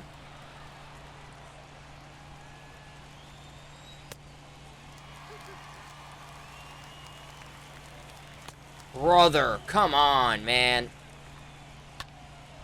Not wanting to swing a dick. Fuck you, Jock Peterson.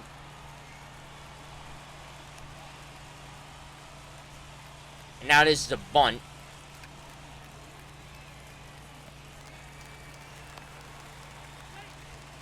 And now he's safe, too. Awesome. Awesome. And now they're just fucking teeing off like it's a fucking goddamn batting practice. Shit.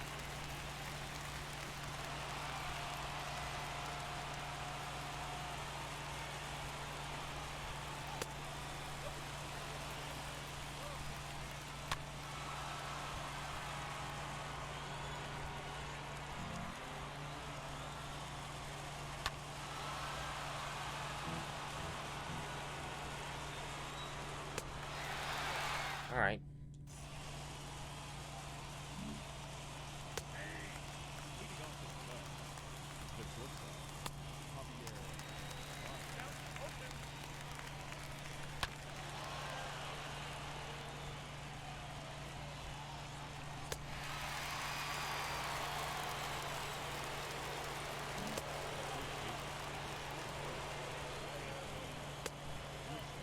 Come on with the fucking taking that pitch. Yeah, take another one, you fuckhead. Here, have another, asshole. How about one more? Fucking go sit on a bench. Fuck.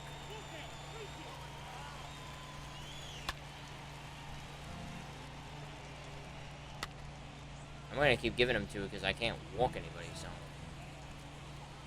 Yeah, go sit down.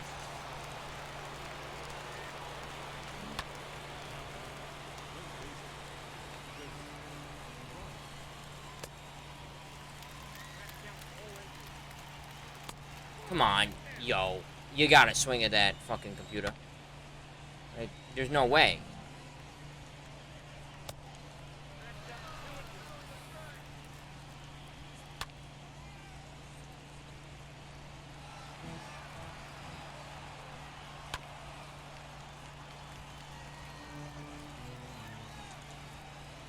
Oh my Christ. Fuck. Like, dude, it's insane. Like, these fucking cunts are not swinging at anything that are not strikes. Like, it's insane. Now all of a sudden they want to develop eyes. Well, fucking pop that out and let's go. Pop them in. Good night.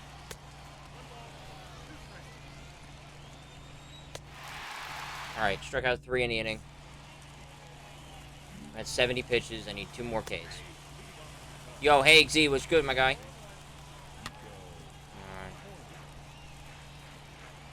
Strike 3. No way. Bro, there's no way in real life that you're not even swinging that either, so give me a break. Alright, 1K to go. And now it's Jock Peterson who decided he was going to develop the world's greatest eye earlier. Ready for this? Watch. 2 out, nobody on. The pitcher's going to put this ball in play. And there's no way he should.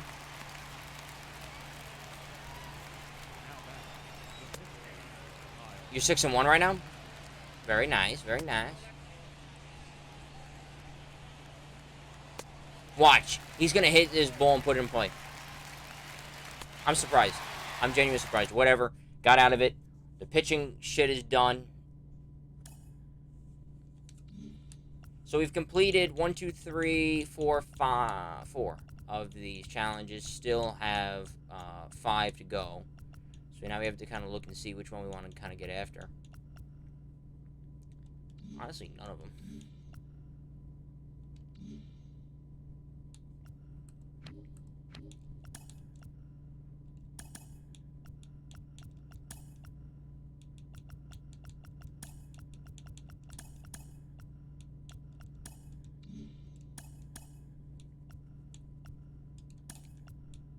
take the ones that are new. Oh, shit, that's right.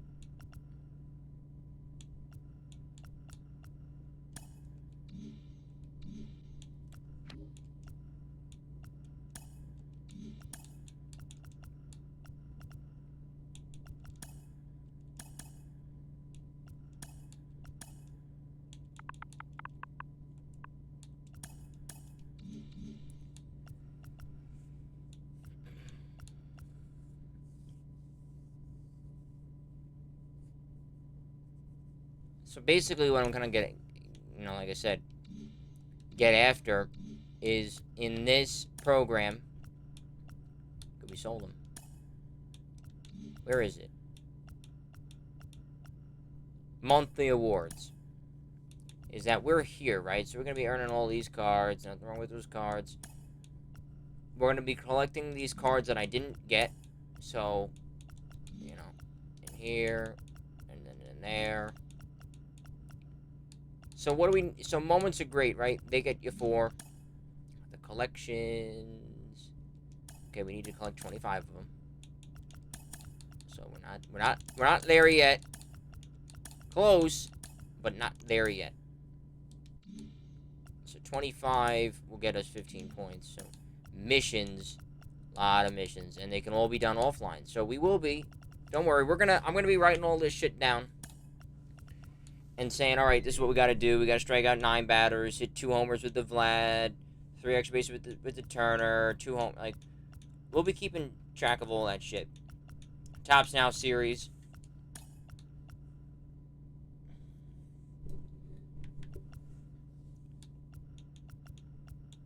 I do want to do the missions because that would allow us to get the Danny Duffy, which would be a nice pitcher for that. I do want to do that.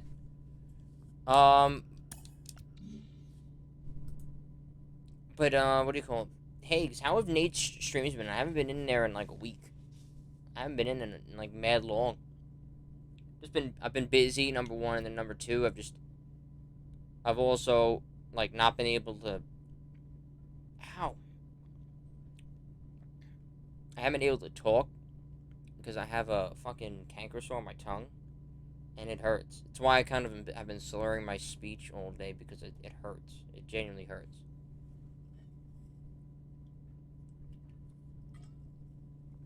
Fucking hurts. Oh my god. Shit's ass.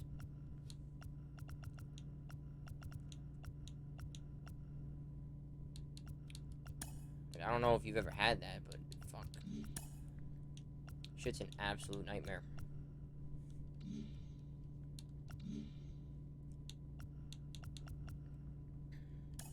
How are we doing on this? What's the next thing I get? Oh, I get 3 packs in a little bit of XP.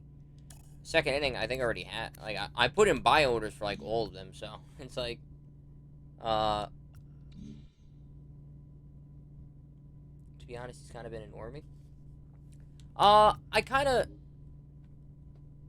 of felt that way, too, a little bit, because, remember, I don't know if you were there, I think you might have just gotten off, is that he was asking for an editor, and I was right, and I was like, hey, like, I went to school, like, with so many people. We took college level courses about editing and Adobe Premiere and fucking Movie Maker and all that shit. Like, we're making news packages. You can edit. You can make news packages in an hour and shit like that, and edit on our Heat network and things like that, and stuff like that, and do television work for the Nets.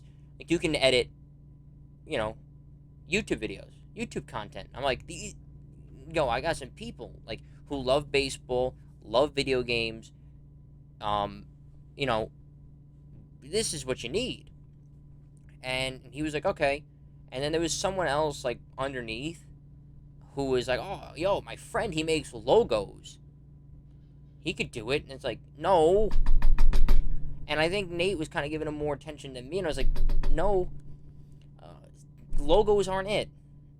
You're looking for an editor. I have people who have college level courses with an S, plural, who could do it. Like, for free. Like, they're not even looking to be paid. Like, they don't even care. Like, they'll do it.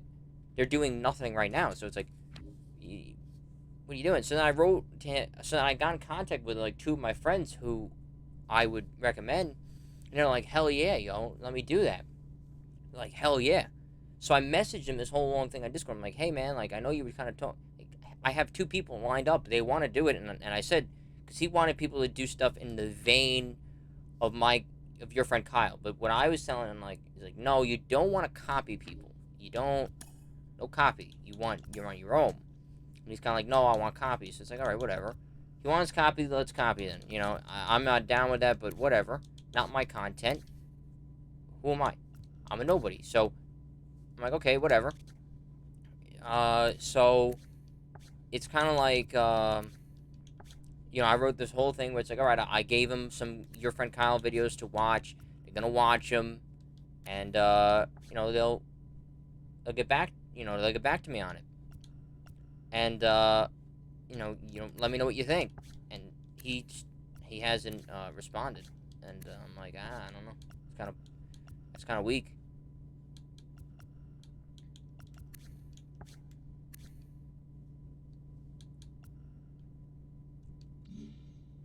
It's whatever, right? And I keep saying to him, like, yo, man, we got to have some conversations about this podcast. I want it, he wants it, but, you know, it to me, it just kind of feels like a little one-sided affair, and, you know, I want to do it, but it's like, come on, man. I need some, you know, some oomph from the other side. And I'm not really getting that right now, and I'm, you know, I don't know. You know what I'm saying? I don't want to sound, I don't want to sit here and like bitch and moan, you know? I don't want to do that, but at the same time it's like, you know, we haven't gotten in a Discord call and talked about it since January. And it's May. It's May. And almost the middle of May. We need to get going on conversations like now. Like, you know, we have to discuss what time do we want it. Again, you're in my wheelhouse. I know what works, what doesn't work. You know, I want to be able to do this, but at the same time, I need, you know, I need to have those conversations. Like, I need to get on it. And he also had said, like, last week, like, hey, I've got a third. And it's like, yo, my guy, and I got to talk to him about it. Yo, 3s don't work. There's a reason that no talk show for sports has 3 people on it. 3 hosts. If there's going to be a third, then there's got to be a moderator or a presenter type of asking questions type of deal. But 3 people all giving their opinion, it is an absolute train wreck. There's a reason that nobody does it.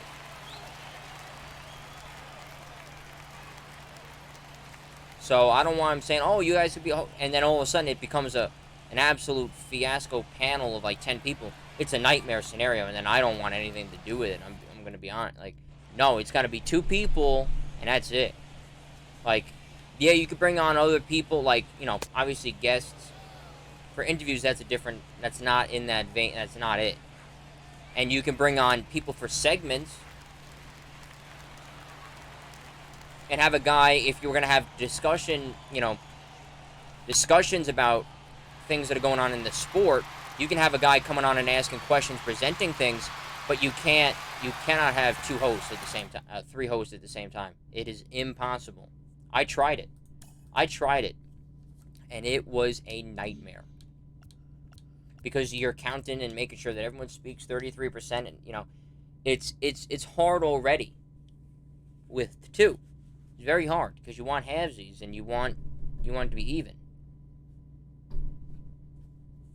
So then you add another. It's like it cuts his time in half and my time in half, and then the time goes. And then if you add another one, it cuts. So it doesn't work, and I don't want him to have promised something to someone, and for me to say like, yo, no, it just. And again, it comes from not being able to talk to him, not being able to have that conversation with him, saying, hey, you can't have a 3-man host show. You just can't.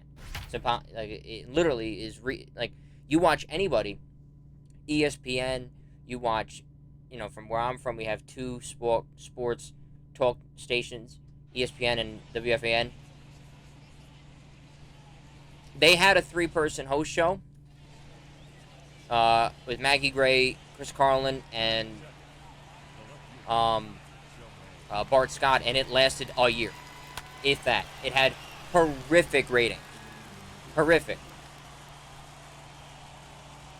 And on the Michael Kay show, they have 3 hosts, but Rosenberg barely talks, and it's really Michael Kay with Don LaGreca.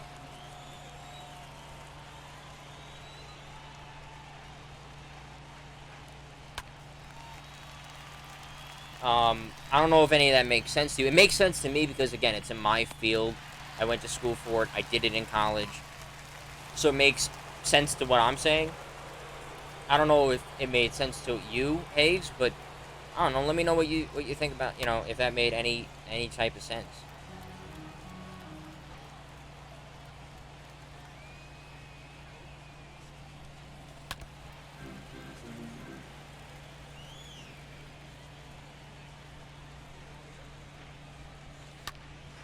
Do I think it'll materialize? I don't know.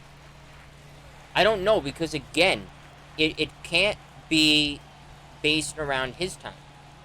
How many baseball fans of American baseball are in Australia? Like 7? And almost all of them know someone who plays in the big leagues. So it's like it doesn't count. It has to be based around me. The East Coast and then the West Coast, your Midwest, even a little bit of your Atlantic time zone, which is an hour ahead of me. It's got to be based around that because all of your international, your Dominican, your Mexican, all that, are all in the same time zones. We all share it. It's all in here. All in the same 4 time zones. So, Venezuela and Colombia and all of that, they're all here. So, that's the biggest thing. Is that it can't be... So, like, he's got to be waking up at, like, 2 or 3 his time in the morning. Because I would want the show on at 3, 4, 5 p.m. East. So that's mid-afternoon here, kind of the evening, and early afternoon there on the West Coast.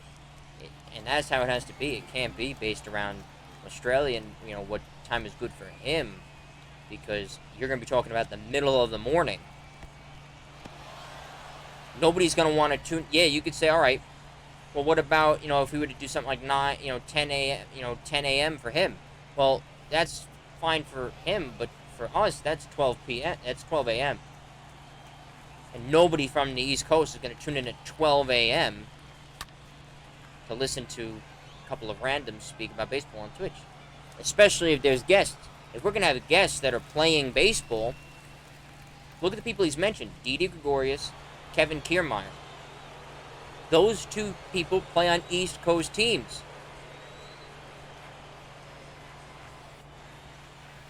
They're not going to wake up at 12 a.m. if they've got a game or coming home after a night game. But if you do it at 2, 3 in the afternoon, East Coast, and they're home, 100%, they can hit you up before in their hotel room or their actual house before they head over to the ballpark. That makes sense. So it's got to be based around that. Well, it's got to be based around that. That's got to be the biggest thing. It's got to be the biggest thing. But again, I have not been able to share these insights and be able to talk about how I want to attack this thing. 7-1. Well, you just slip it in there. 7-1, by the way. Just 7-1. But it's not. It's not something that you can convey through chat when somebody is streaming. It's something that you got to convey in a Discord when you're able to have a conversation back and forth, interrupting one another type of deal. where you're able to say your points way faster than typing them out and reading it. You know, it's gotta be like that. You know what I'm saying? It can't. It just, you can't. It's not even close. Because, you know, he's got a lot of other things going on at that time, you know? He's reading other chat. He's playing a video game. He's trying to be entertaining. He might be talking to the missus on the phone. He might be, you know, talking with somebody for new logos, new things, new you know, he's got a lot of things going on when he's streaming. So, it's not the place conducive to have those types of discussions. It's not possible.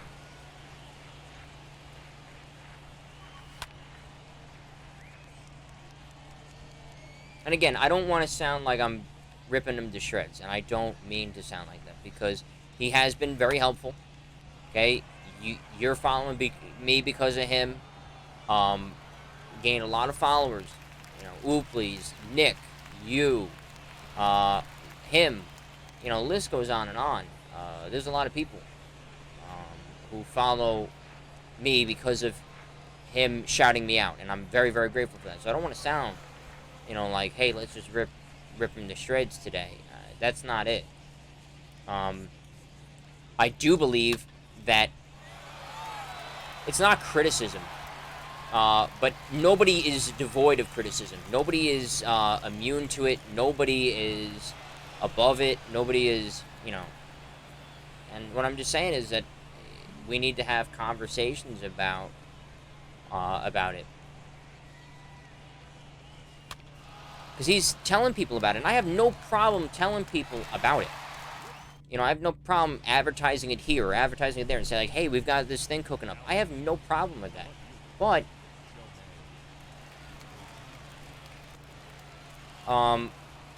there needs to be some movement towards it. You know, we need to create a name, a logo. We need to have a Twitch channel.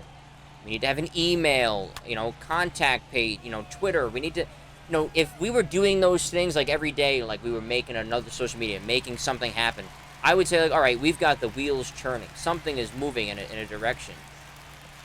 But that is not what is occurring. And, you know, that's kind of like my thing.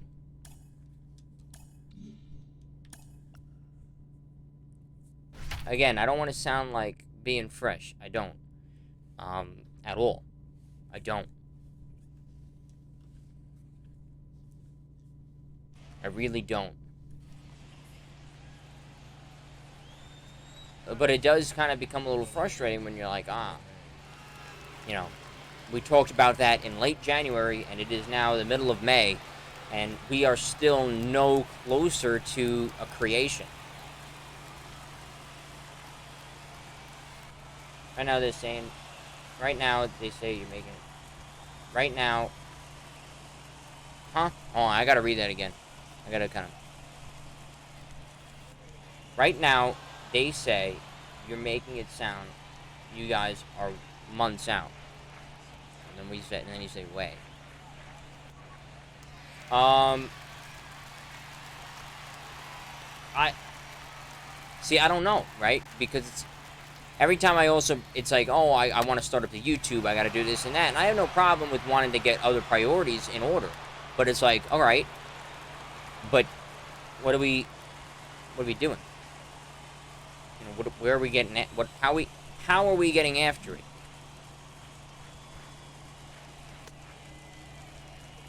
Instead of say. Right now oh.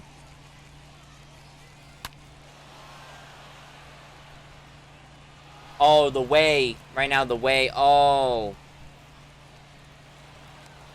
Well, here's the thing, right? Like, if we had a conversation, I could lay all of this stuff out and say, like, here's my vision, here's what I've done, here's how we could get it.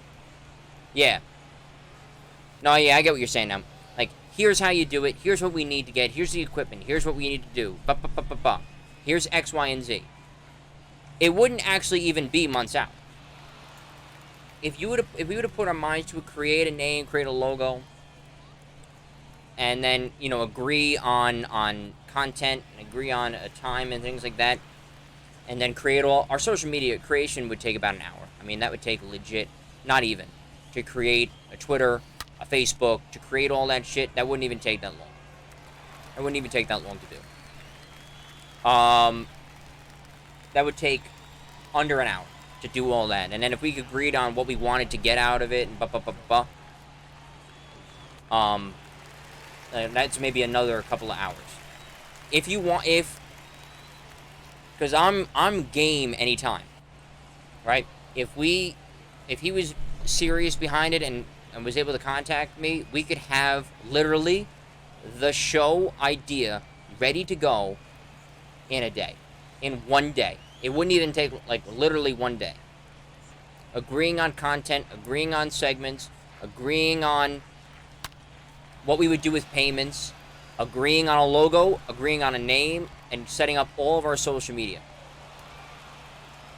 It would take no more than 24 hours to set all that up. Set up a time. When do we want our thing to go to and from? What day? That would take a day. Not even a day.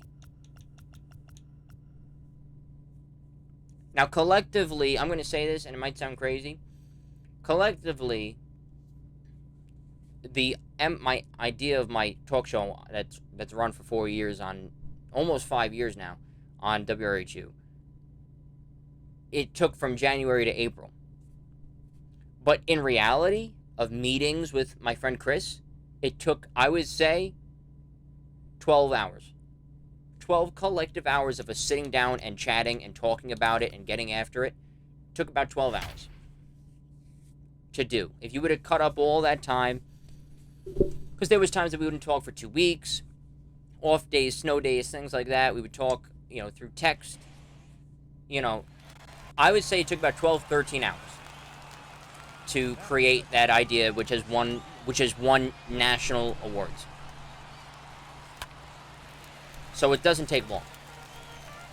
And that was on a FCC regulated, all this shit. Like, if we want to do it on Twitch, it would take no more than half a day to craft to go from zero to having a show ready to go, press play on a Twitch, and let's get going. It would take no more than half a day. And I guarantee that. I guarantee that. I'm being honest with you. If that makes sense.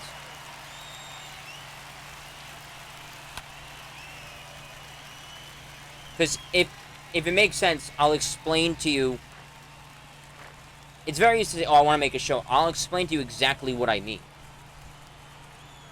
Like, in detail. It's not hard because I've already done it. If you go like, oh, yeah, I understand. I'll explain what's good with it. What I mean by saying if it takes more than a day, you're out of your mind.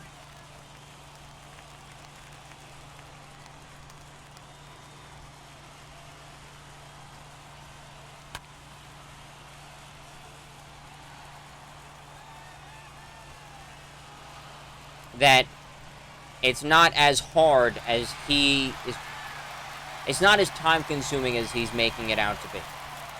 Bro, next time at that, alright man, whatever. It's all good, my guy. Just basically, it's not as hard as he thinks it is. It's really not that bad. One day it would be knocked out. And that's a fact.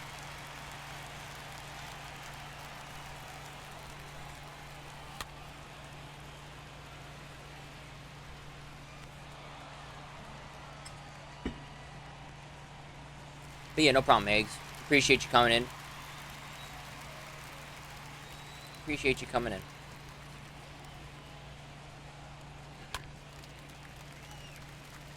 What am I doing? Reset this.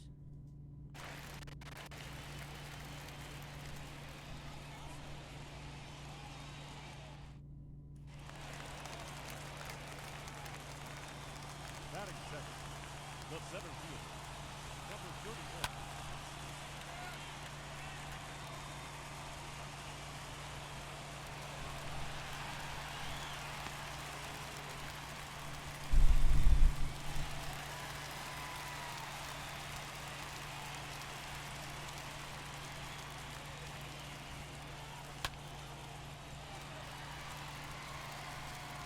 Dude, I have yet to even get a hit with this Cedric Mullins card.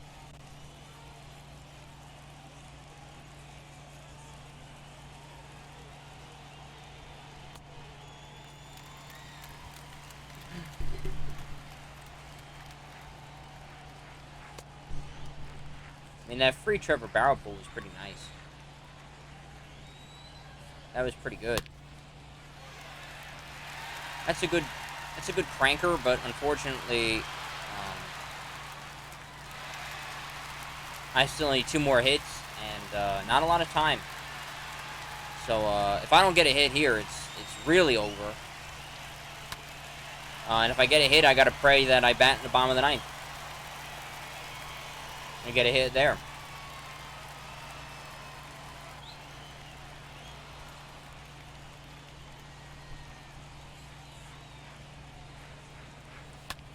Fuck you, Cedric Mullins, cock boy. And I would have batted in the bottom of the 9th. Oh, wow, we tied it. What a shame if I had gotten a hit. Let's see if it would have even mattered. Let's see if I get a hit right here. Look, fly out to left, fly out to left, fly out to left, double to left center. And a fly out to shortstop.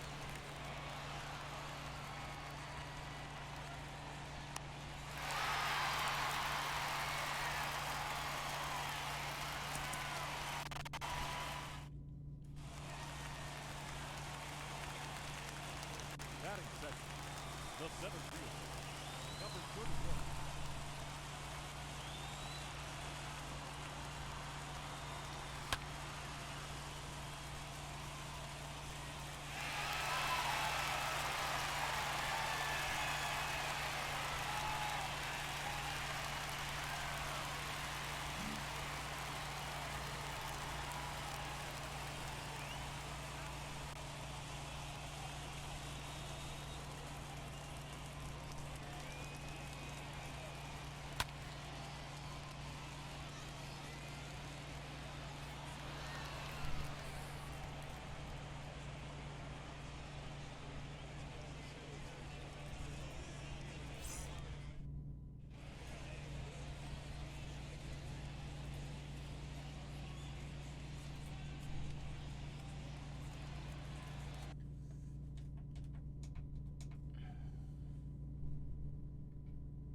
Hold on.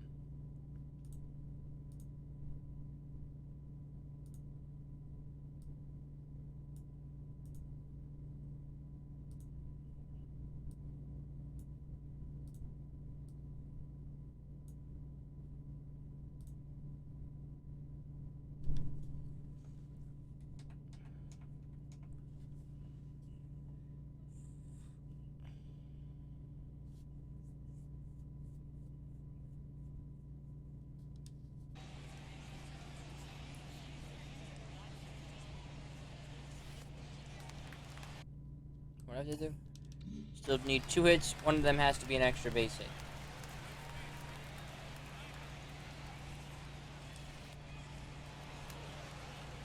I checked that? Are you That's a check swing?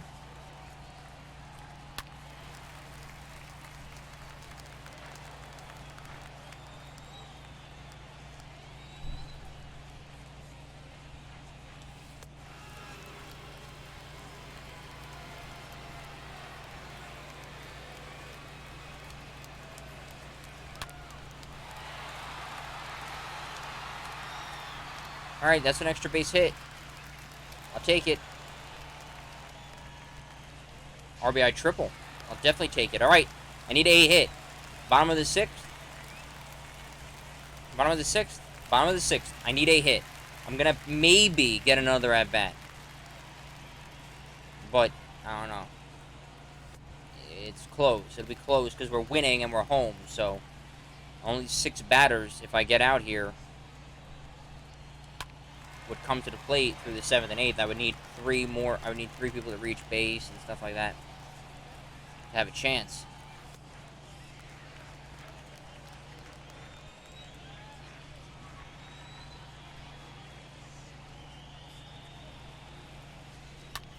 You cock asshole. Nope. Because he has no speed. He's out. And I lost. Oh my god. Dude, these fucking challenges have been really eating my ass today. Really. It's insane. Well, I'm only going to be on for about another hour or so.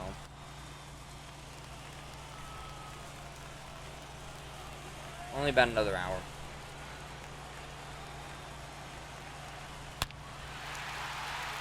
It's a good hit.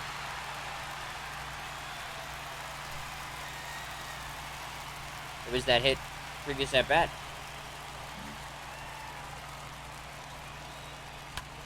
Good shit. Good timing. And I pop it up to the fucking shortstop. Good shit, game. Way to be on the ball.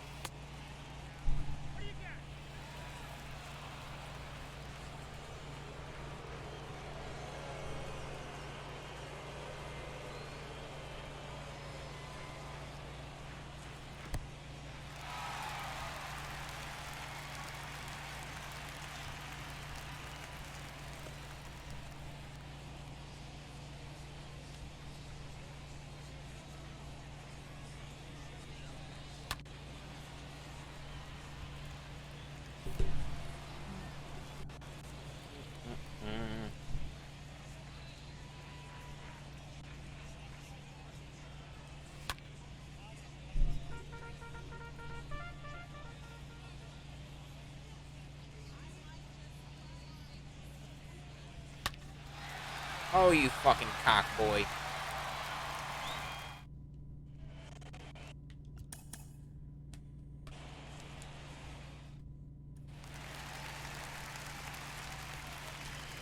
Batting second, the center fielder, number 31.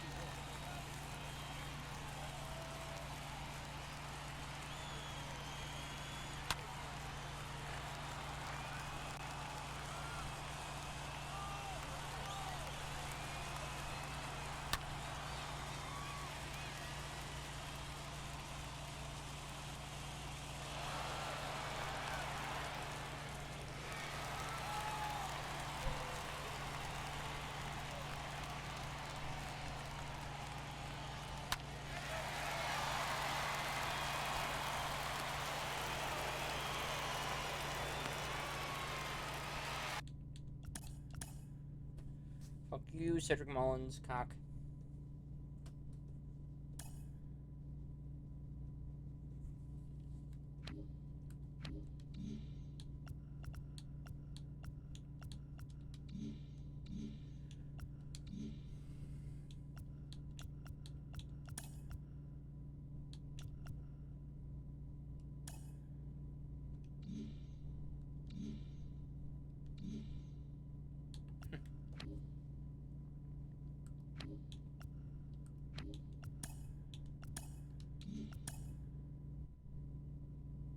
Yeah, no problem, Jeff. I appreciate you coming in, hanging out, having a good time. Big appreciate. Thank you a lot.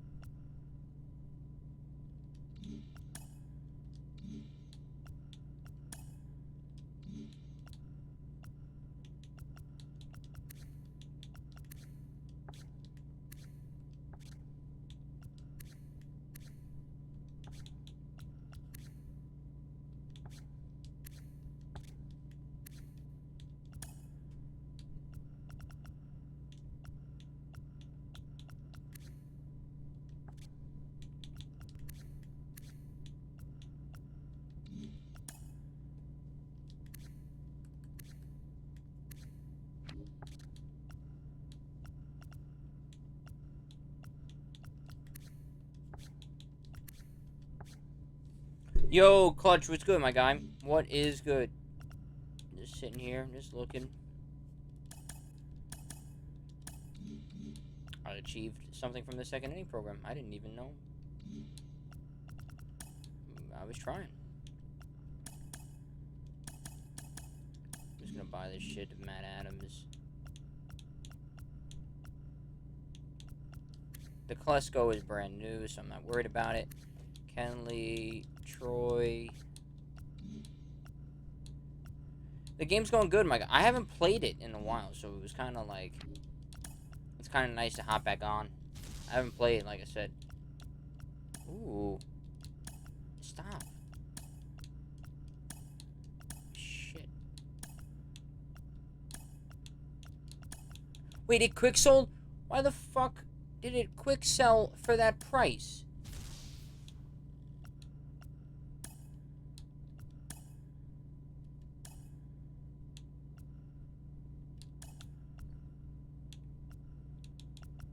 What the fuck is that?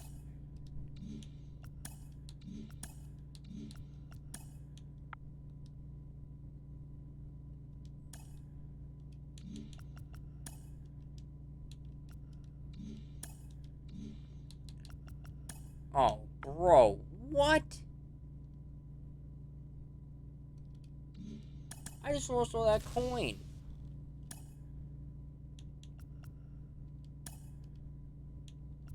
Bro, look, it's absolutely bugged.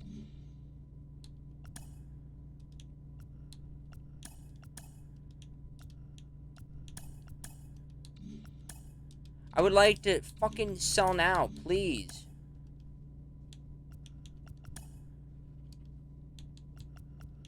Bro, what the fuck is this? What's my best card?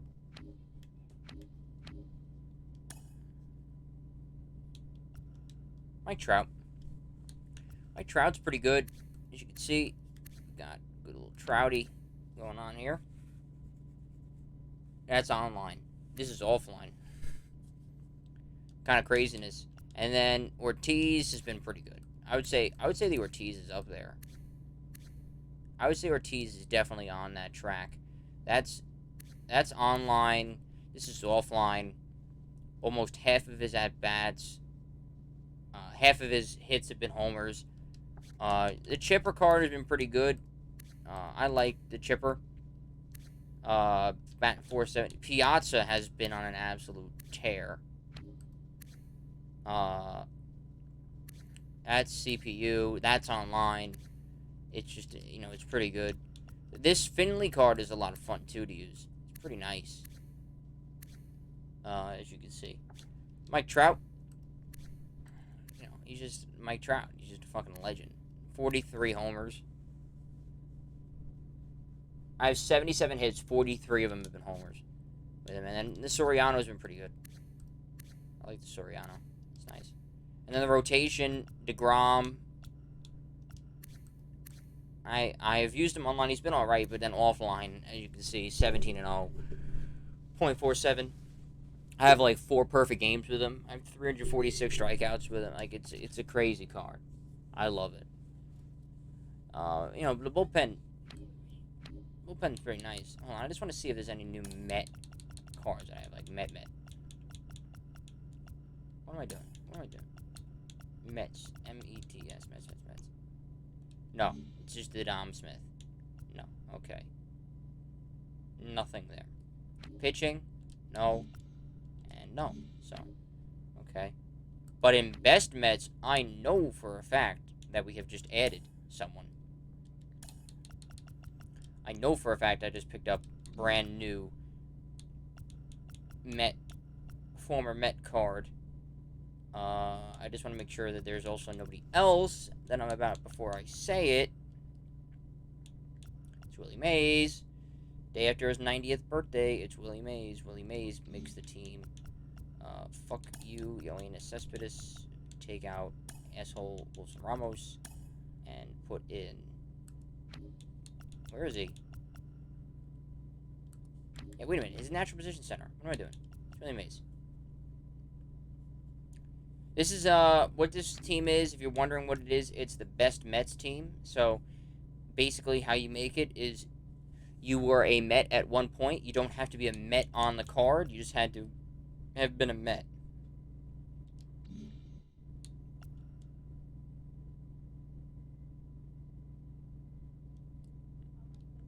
There's nobody new that I've picked up. There is, if you go into here, second inning. Right now, my pick would kind of have to be Jason Bay, because Jason Bay, even if he was horrific as a Met, he still was a Met. I'm surprised nobody has him yet, because everyone fucking glitches and hacks their way forward.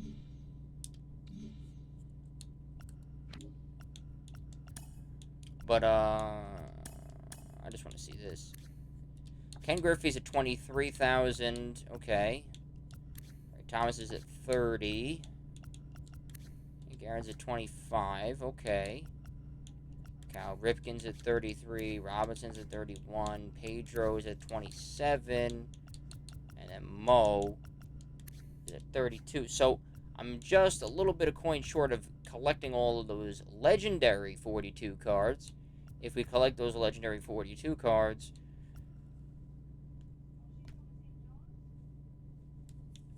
because I'm going to earn all the other ones, we'd get the 99 Jackie Robinson.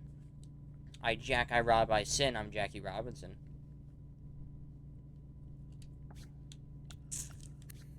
I think I might put in a little buy order for Ken. I've kind of wanted the Ken for a while. I'm only going to put in buy orders for the cheap fucks. So Frank, he's a little too rich yet. Hank Aaron is another one. Although Pedro, he was a Met. Let's go after the Pedro. 28,000 even. We just bought the Ken Griffey. We're going to buy Pedro, and we're going to go get Hank Aaron as well.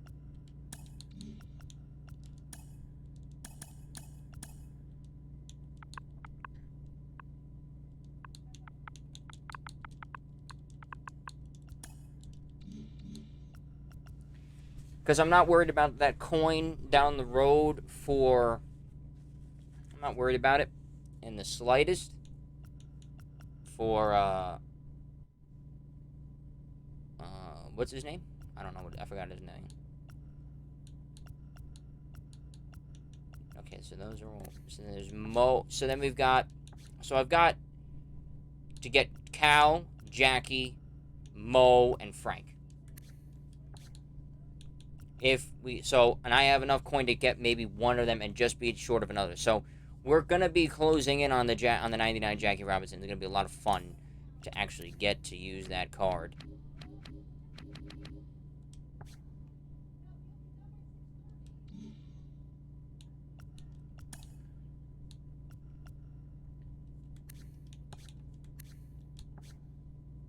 All right, we got Pedro. Pedro is a Met, so we can go put Pedro in that fucking Met team. We can go get him going in that best Mets team. He's a pitcher, so we can move Noah here. And where is he? There he is. Huh? He's in use where? Oh, in the bullpen. Fuck. Who am I gonna take out? Now is when we have to kind of investigate and figure out who the fuck we're putting in. Who was a former Met? Fuck you, Jose Alvarado. If you don't know that, it's because he pitched against the Mets and was very fresh to the Metsies. So he can go fuck himself. Bitch. Joe Smith. Joe Smith! He was a Met. He counts. And now I can put in Pedro. Ooh. So, on the main team, the only team that anyone gives a shit about, now it gets interesting because now I have Willie Mays. Okay. Hank. Okay, no. Ken? No. So I've picked up how many? So we got Ken. We've got Hank, and we've got Pedro. I think that's all the buy orders that I actually put in. Cal Ripken can go fuck himself at that price of $37,000. That is way too much money. Jesus Christ. That's way too much. Frank Thomas is 30. Frank Thomas is 30 and Jackie Robinson is 31. If we were to do that, we would literally only be down 2. We would be down Mo, who's 33, and Cal, who's 37.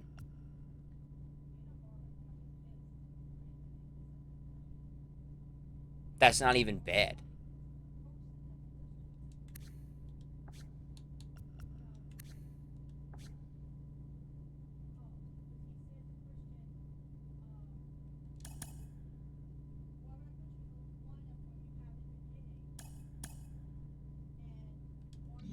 Except, do I spend for broke?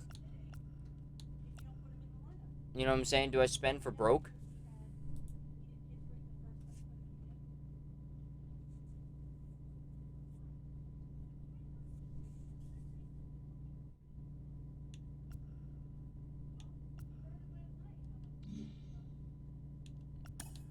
Problem is, Billy Hamilton, as you can see, there's a Met, and there's another Met.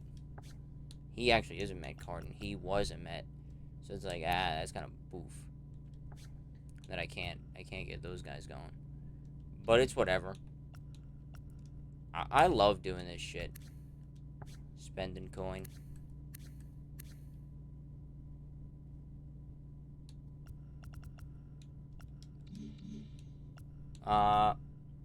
Thinking of buying it? You should. It's just so much fun. It really is. I love it. It's all over the place. This game has been all over the joint. Everyone's playing it. Everyone's ripping it. I'm having fun with it.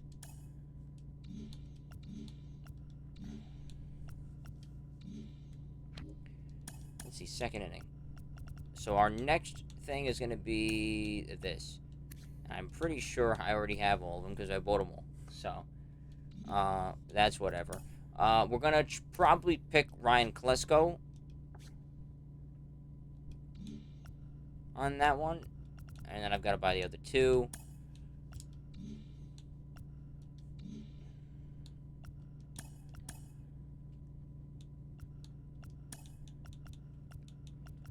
The first one we're going to do is, I think we're going to do the Mad Bum challenges, because Mad Bum is so easy. Because...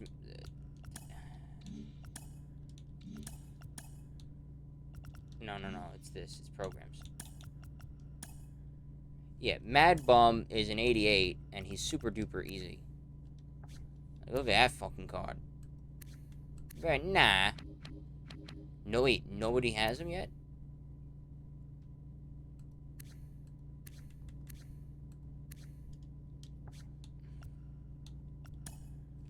Yeah, see, it's kind of a joke. Tally 8 innings without giving up 2 runs. Tally 9 strikeouts without giving 2 runs. And then it becomes online, pitch with him. So it's like whatever, win. So like 10 strikeouts offline. Tally 1 complete game with a starting pitcher. That's a fucking joke too. So that's 20 points. So give me the. So right now, that would be 5 and 5, which is 10. So then give me 5 and 5, which is 10. So that's 30 points right there. More moments, so that's 20 points right there. And if I wanted to not do 2 moments, I could do an exchange. So a total joke. So Mad Bum, all I need is to get to 9 points, and we're gonna have Mad Bum. We're gonna do Mad Bum in one day.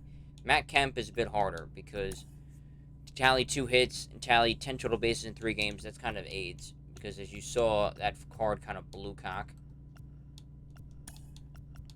And then 25 total bases with the Los Angeles Dodgers. That's kind of boof. But all you do is you just make a Dodger lineup. It's not that bad. And then 3 extra base hits with that rookie Kemp offline kind of sucks. Again, you do the moments, walk-off hit, get on base 6 times, 6 total bases in a game, tally 2 hits, including extras. So that's not even bad. And then an exchange of a center fielder. So that's like not even, that's a kind of a joke too. So once we have the Kemp done, we could do Kemp too. But I'm not concerned at all. These monthly shits are gonna be good. They can all happen within a week of each other. Because I think I get another moment tonight, and if I get another one tomorrow, Then we'll have that, and then by the middle of next week, we'll get the Kemp going. And then we'll just keep playing, and then I don't even care about getting to this. I mean, yeah, it's cool. It'd be cool to get all that, but I really want the Gary Sheffield. That's where it's at. Is to get to 25. Like, that's, as you can see, that's kind of quality right there, so. Team Affinity is whatever. And we're working on the monthly rewards.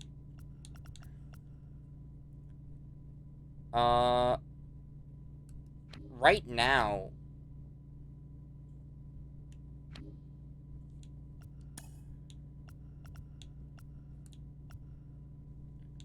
what I'm thinking about doing, oh yeah, and there's also a Conquest too, so we're going to be playing also tonight. It's going to be a little bit later tonight, because I am going to, there's a Mets game, obviously, big Mets game, and there's also a Knicks game, and they play at 9:30, so I won't be on till about 11:30, but I do have a plan of attack, and that plan of attack is to continue with these moments. We're going to continue to do moments, but we're going to play these moments to continue to grind out our tops 20, finish it off. I only have one moment to do there, and then our monthly awards to play these final 3 challenges. And then we're going to be kind of grinding towards the April reward, which is that 95 Byron Buxton. And, yeah, we'll maybe do the Conquest, but we definitely want to do that. Definitely want to be getting after that. Yeah, no doubts. So, let's do this. 6 total bases with this Turner. Let's try to get after this. I'll probably be on for another 40 minutes or so. Go right before that Mets game.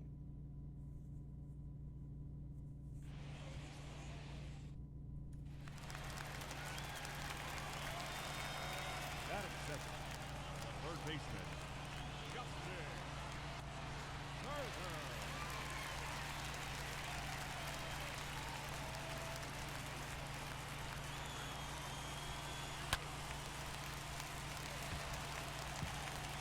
Because you're a beginner, it's alright.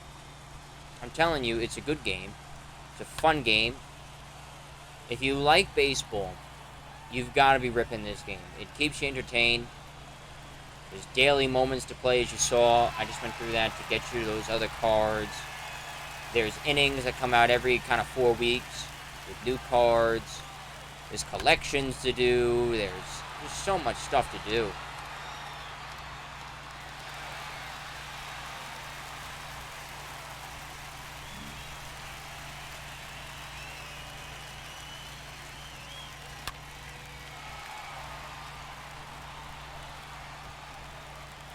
Oh, no.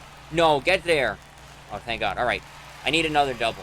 I need a double, triple homer, and then this challenge is done. Double, triple homer. Double, triple homer, and we're winning. This might be my final at-bat. I might get one in the bottom of the 8th.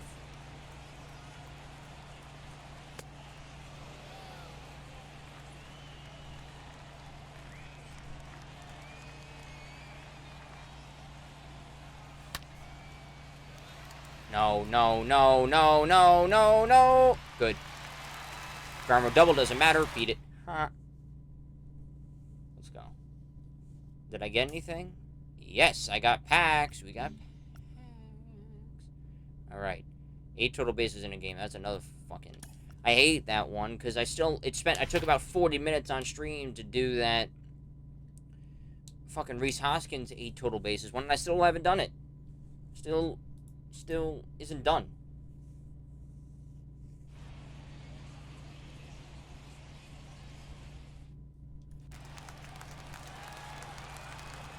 Batting second, third baseman,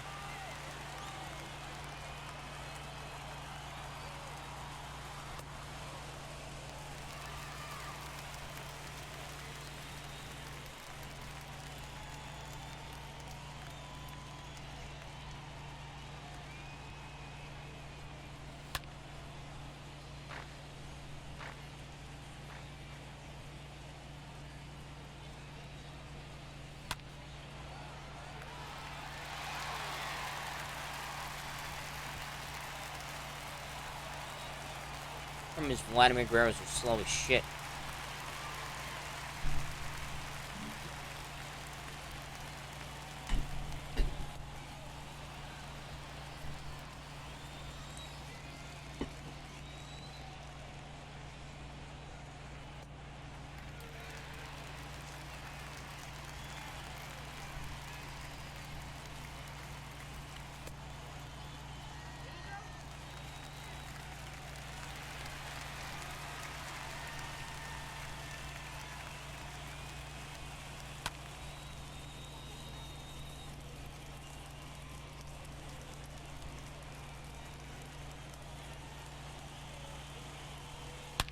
Oh, shit. Oh, it kicks away.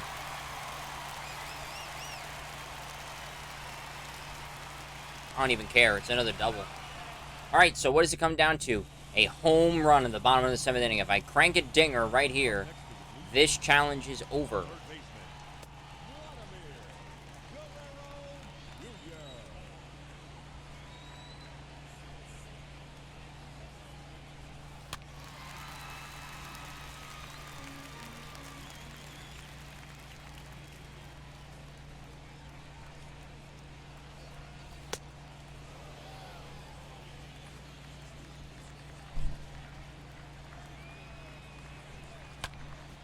Fuck.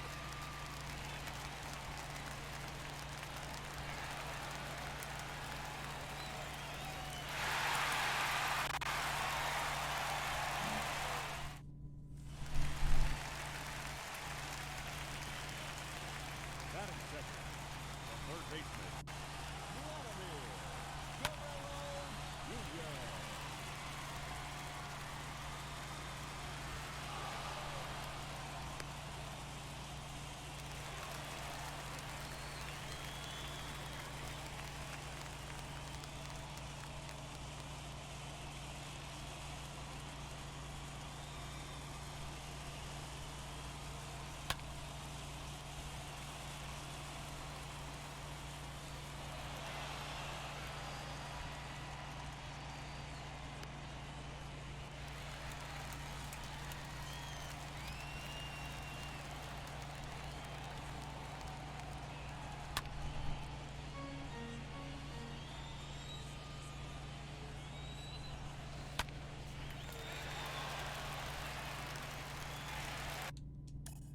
Stop, I hate when that fucking shit happens.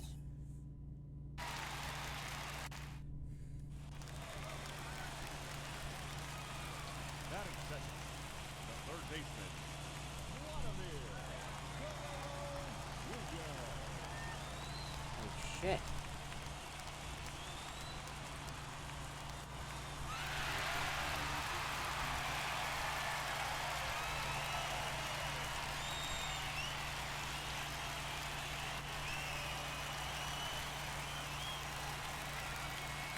Come on, dickhead.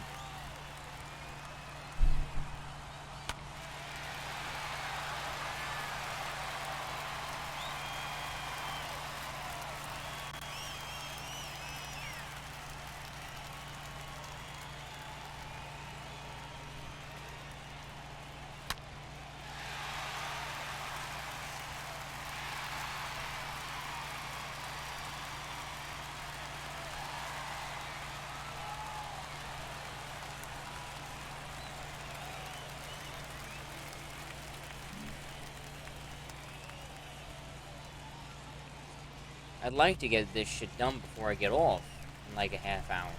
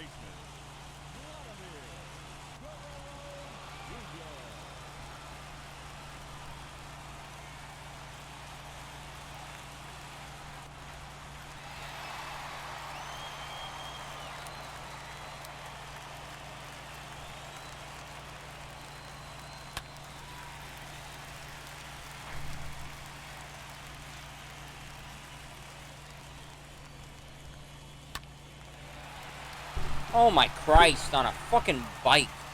These fucking 8 total base ones have really just been eating my ass all day. Yeah, it's a challenge. A challenge for the challengers. There's always a challenge. Come on, that's gotta leave the yard. No? Yeah, okay. Alright. Alright, that's 4 total bases. That's cut in half. I homer again, it's over.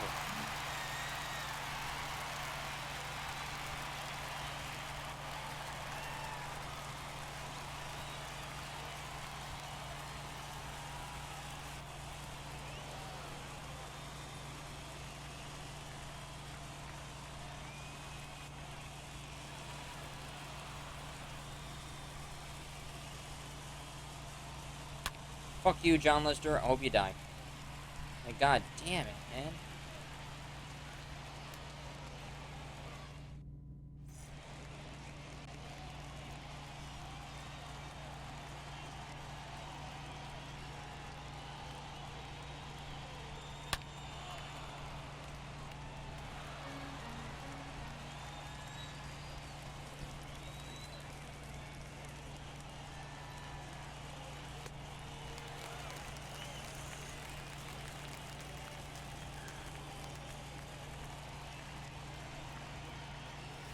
Oh my Christ.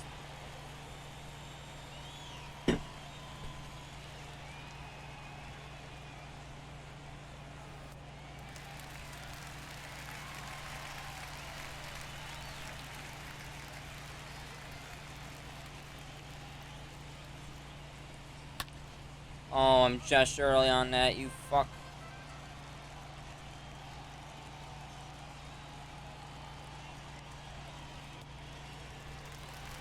If I did this, there'd only be that one challenge. Let's go, the Cedric Mullins challenge. Please. Come on. Get out of here. Get out of here. That ball's never coming back. Let's go. Fucking thank the Lord that the Vladimir Guerrero challenge is over. We got the Nick Solak. Alright, the final challenge in these April challenges. 3 hits and an extra base hit with the Cedric Mullins. We do that, we get it done.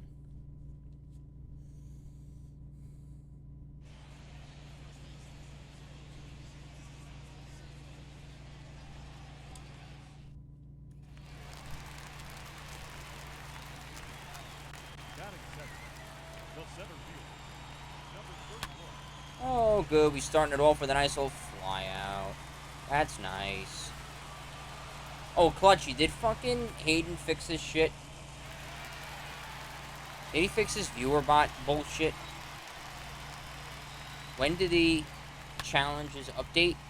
Well, there's that daily challenge that kicks in, I think, at 8 o'clock p.m., you know, Eastern. That changes every day, but these challenges are here to stay. Like, these are actual challenges.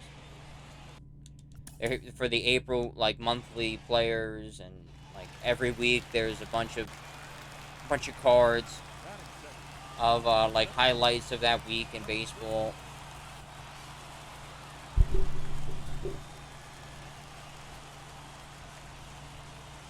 I think he did because, and it said 9. Good.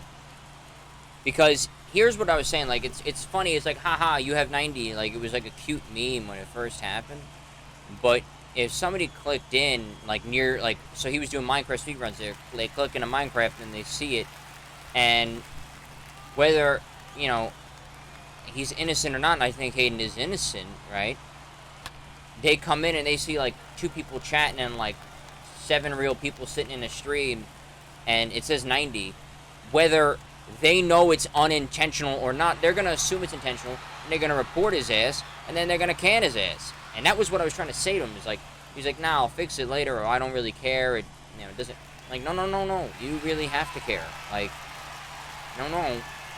Because, yeah, you're not doing it on purpose.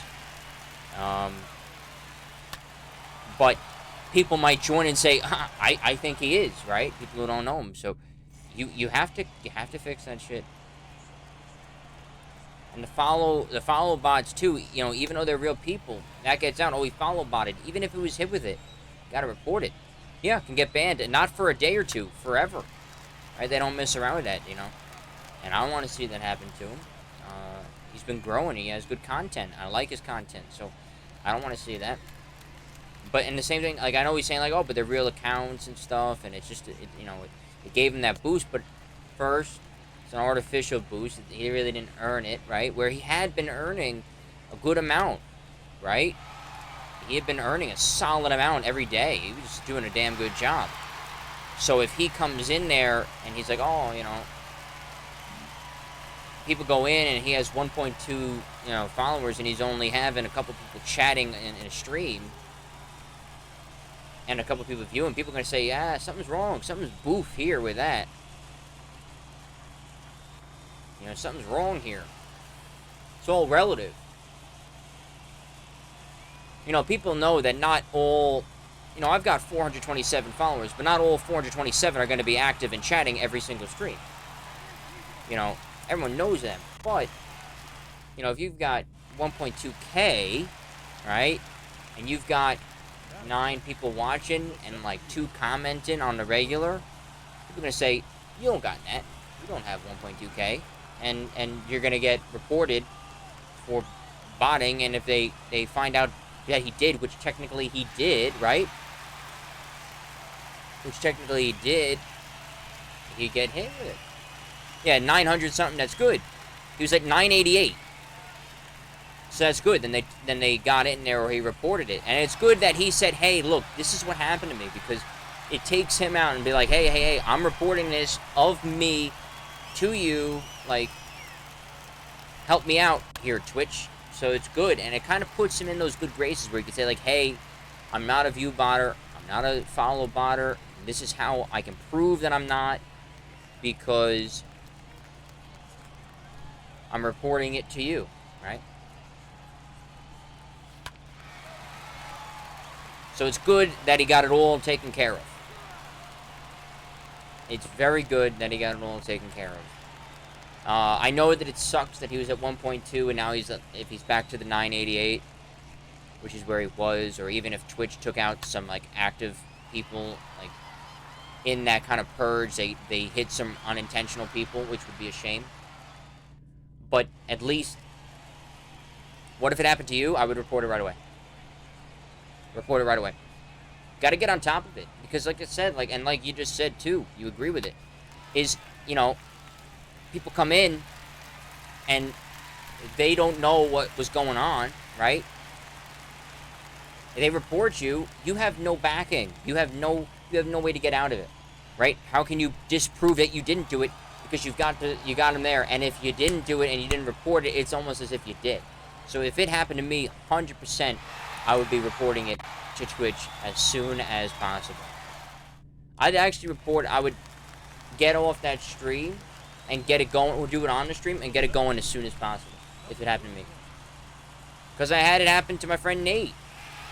And he has 3.5K, and he was bumped up to 8. And, you know, and he was going to keep it. He was like, oh, great, you know, I'm going to keep it. But it's like, no. Don't keep it.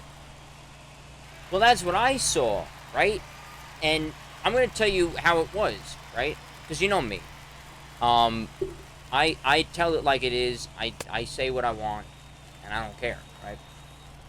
But I went in. I was off stream, and I went on the side, and I saw Hayden was pretty high up. He was next to some people who have pretty good numbers. So I was like, what? And I went, and it said like 78 or something like that. I was like, holy shit, good for him, man. I figured. You want to know? Here's what I figured. I'll give you the exact mental process. He's told me hundreds of times. I'm sure that he's told you too.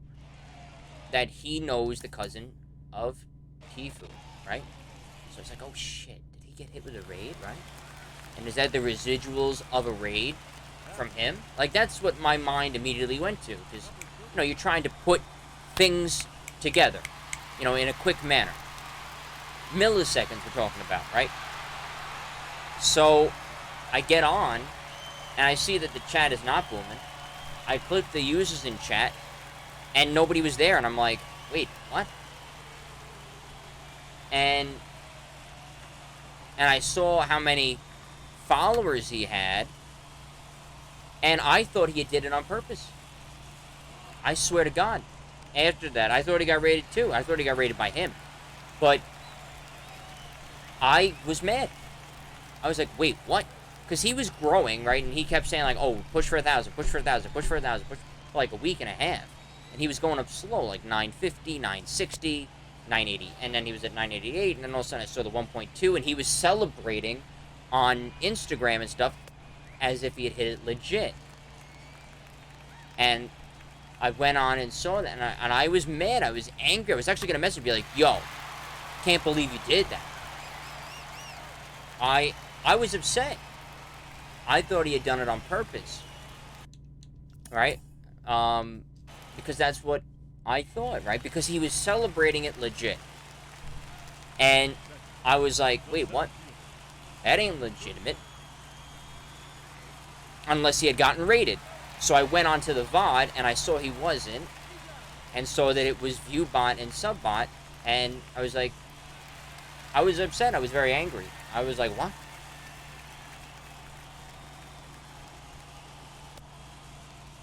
I was upset.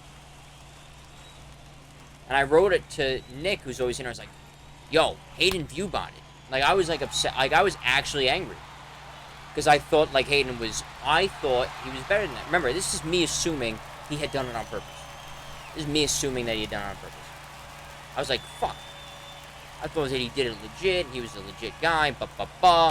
Was the 988 legit, too? Like, I was upset. Like, I was actually angry.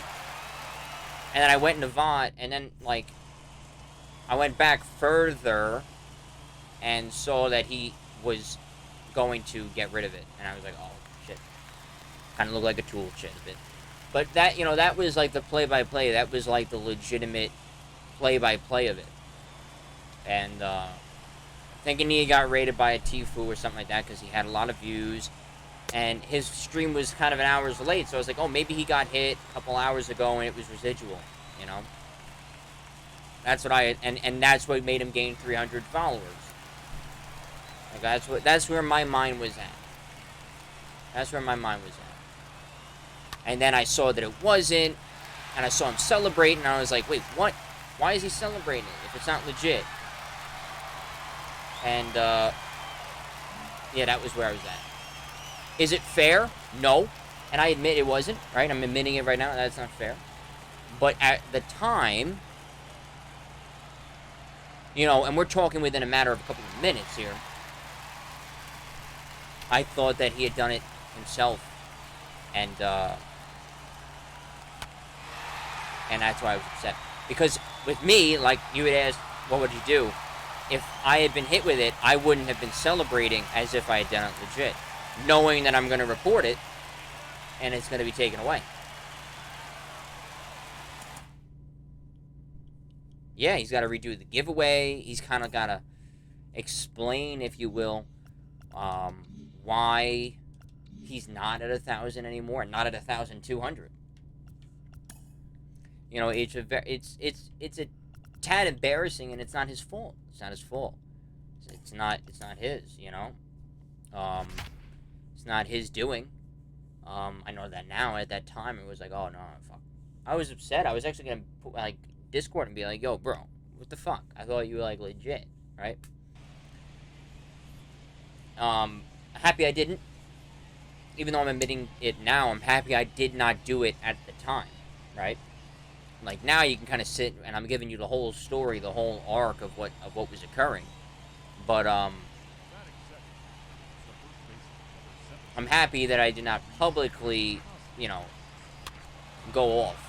Because then I would have looked like a tool shed, right? So, happy I didn't do that.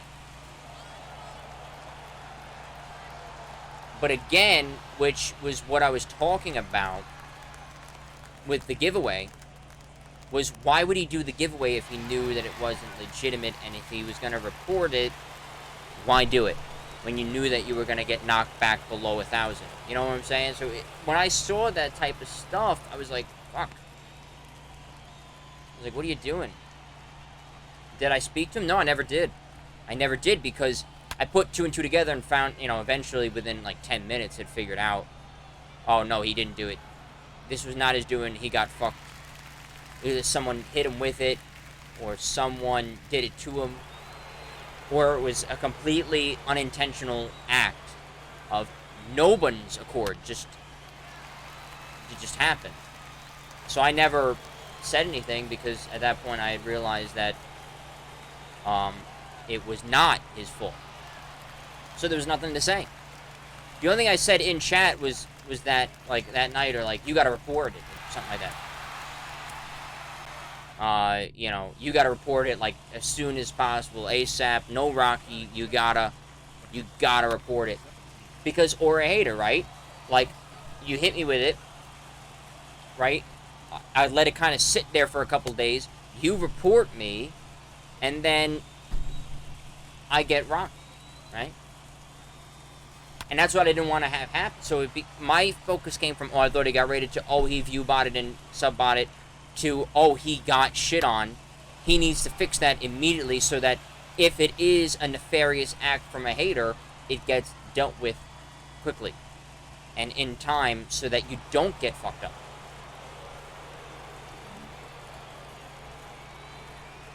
If that makes sense.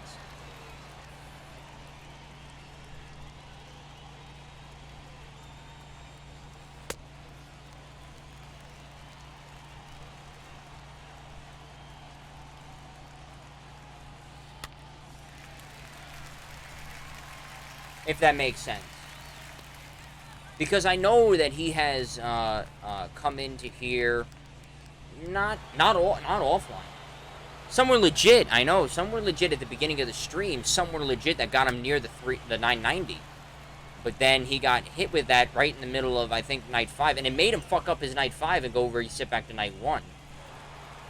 On that 5 Nights at Freddy's. But, you know, I kind of was like, I felt bad to kind of prejudge him like that later on. I did, you know, because he has said it in public. I think on his streams, but 100% on mine, in the chats, is that, hey, hopefully the bot's only got to take it out. I hope so. In the chat, is that he looks up to me, which I thought was so strange, that he looks up to me when he's got double my count, you know. I was like, and that means a lot. So when I saw that, I was kind of disappointed, and then I felt bad at myself that I had prejudged him, you know. But I guess it all worked out in the end.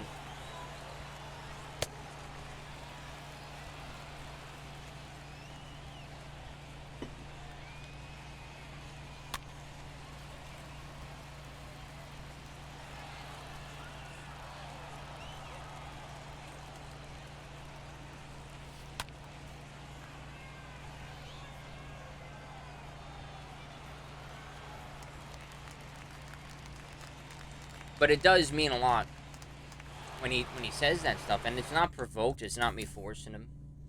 You know, it's not anything. You know, I don't force the issue. It's him saying that. You know, he kind of looks up to me, and it's like, you know, it means a lot. I don't know when's the 24-hour stream of his. I mean, technically, it's not on right now, right? He's not at 1,000, so he still technically hasn't hit it. So I would say that it's, you know, postponed as of right now.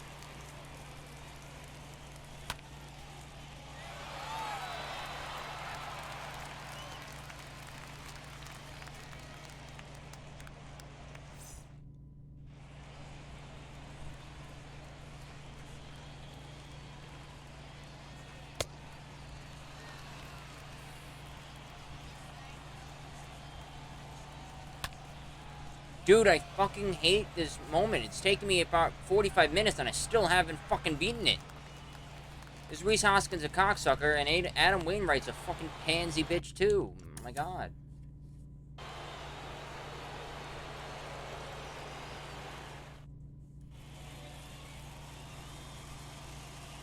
Batting second, the first baseman, number 17, Reese Hoskins.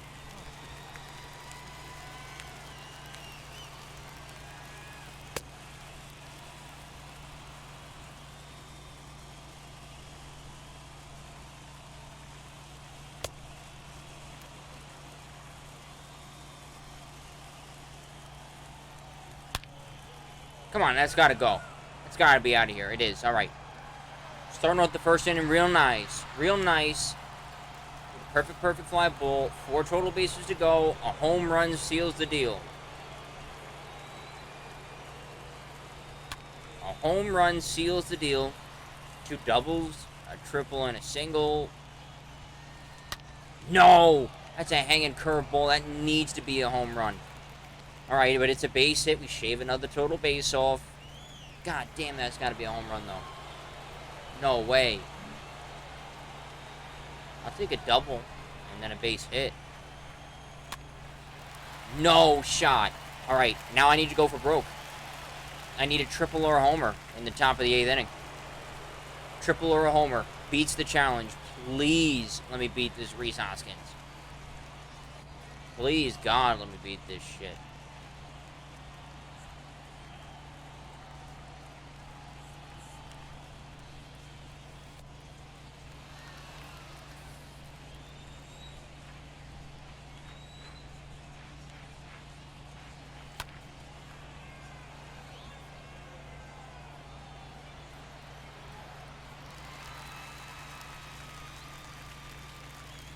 It's just incredible. It's incredible, the collapse.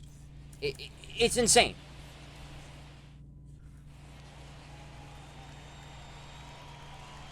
Batting second, the first baseman, number 17, Reese Hoskins.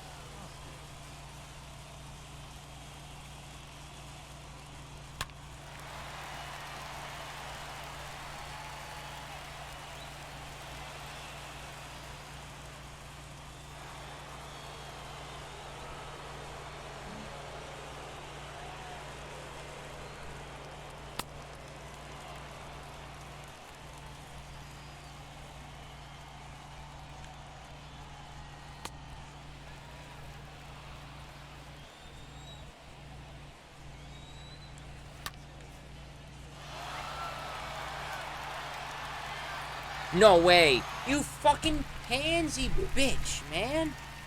This fucking Reese Hoskins card is such a pussy card. My Christ.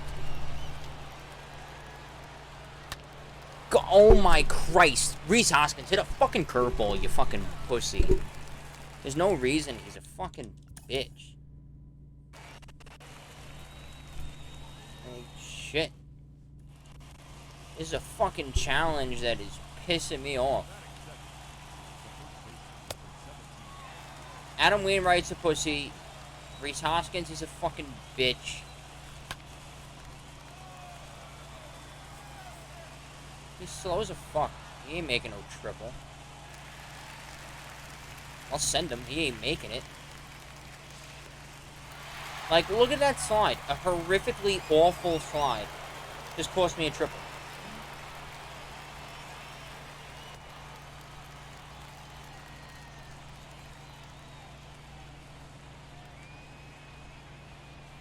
Dude, fuck Adam Wainwright and his fucking curveball.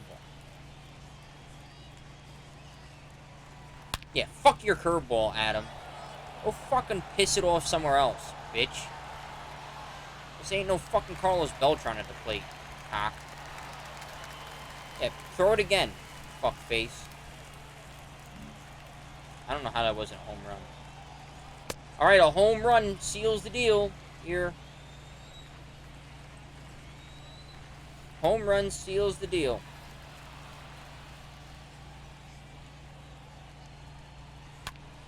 Nope, we're gonna line it out to first base, right? Right? Now we're gonna bat in the 7th. Oh, we're gonna bat in the 6th. Maybe we'll get another at bat.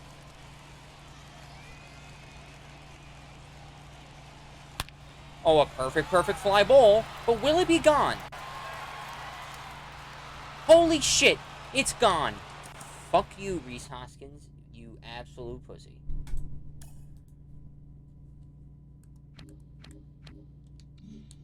Alright, so all the moments that I can do are done. Which is good. There's nothing wrong with that. And look, we actually kind of did it right at the end of the line here.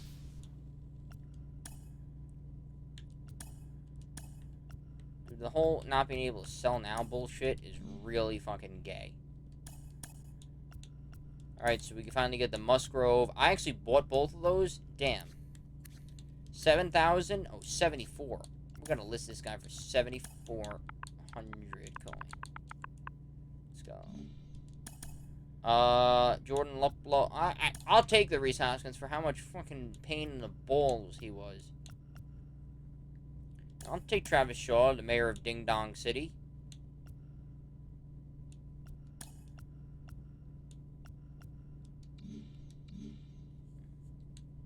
And if you're asking me, what the fuck did you just say? Yes, his actual... Look it up on Baseball Reference right now. Travis Shaw's nickname is actually the mayor of Ding Dong City. I swear to Christ. Believe me. First off, would I be able to make up something as asinine as that? That's number one. And number two...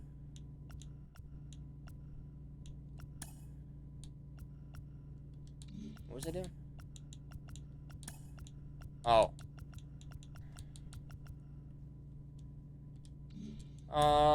Who can I buy who's cheap as shit? I'll buy, Yon. Oh, JD. Buy JD. Buy JD Davis.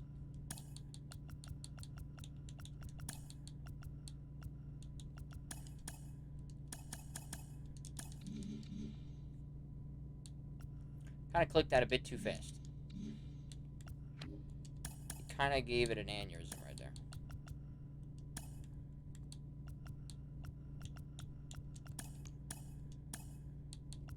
Ooh.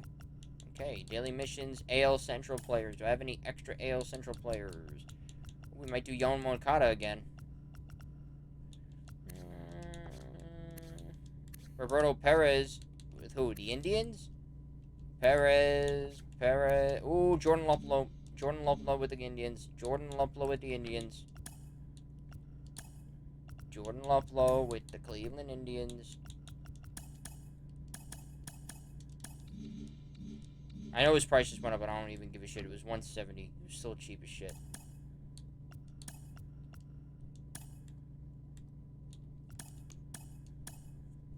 Look at that. Gained 2,000 XP doing absolutely nothing. Our next thing is at 85. And I think, like I said, I bought all those cards. Anyway. Single player modes. What am I doing? Oh, yeah. Daily moment's not ready yet. Monthly awards, April. Where are we at? We're at 36 points? Yeah. So we've done every fucking moment, which is nice. Very good. Collections. Collect April. Not bad. We're at 16, bro. We are at 16. We will be getting some soon. Some more. So we're going to be playing, right? So we're going to be, you're going to be grinding. So you're going to get a Matt Barnes, Show High. You're going to get those. So we will get the 15 points pretty soon. Basically, tonight, I want to get that April shit done. April monthly award. Get done. Beat it. And basically what you do is we're going to take the cards that we've earned here. So that is Cedric Mullins, Danny Duffy, Nick Solak. So 5 hits, 9 batters with Duffy, 3 extra base hits. So we can earn 4 points like that.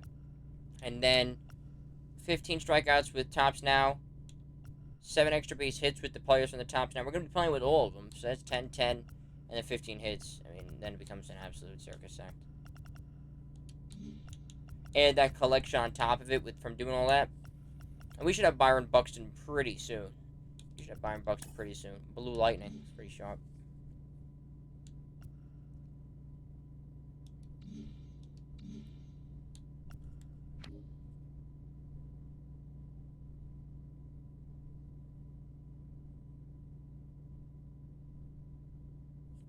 But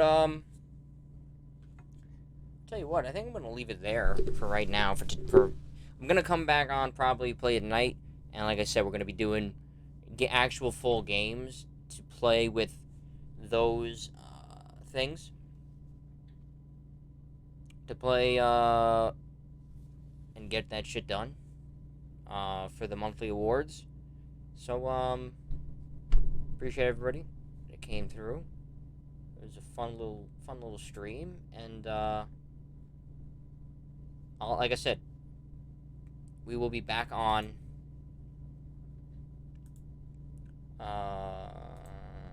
We'll be back on.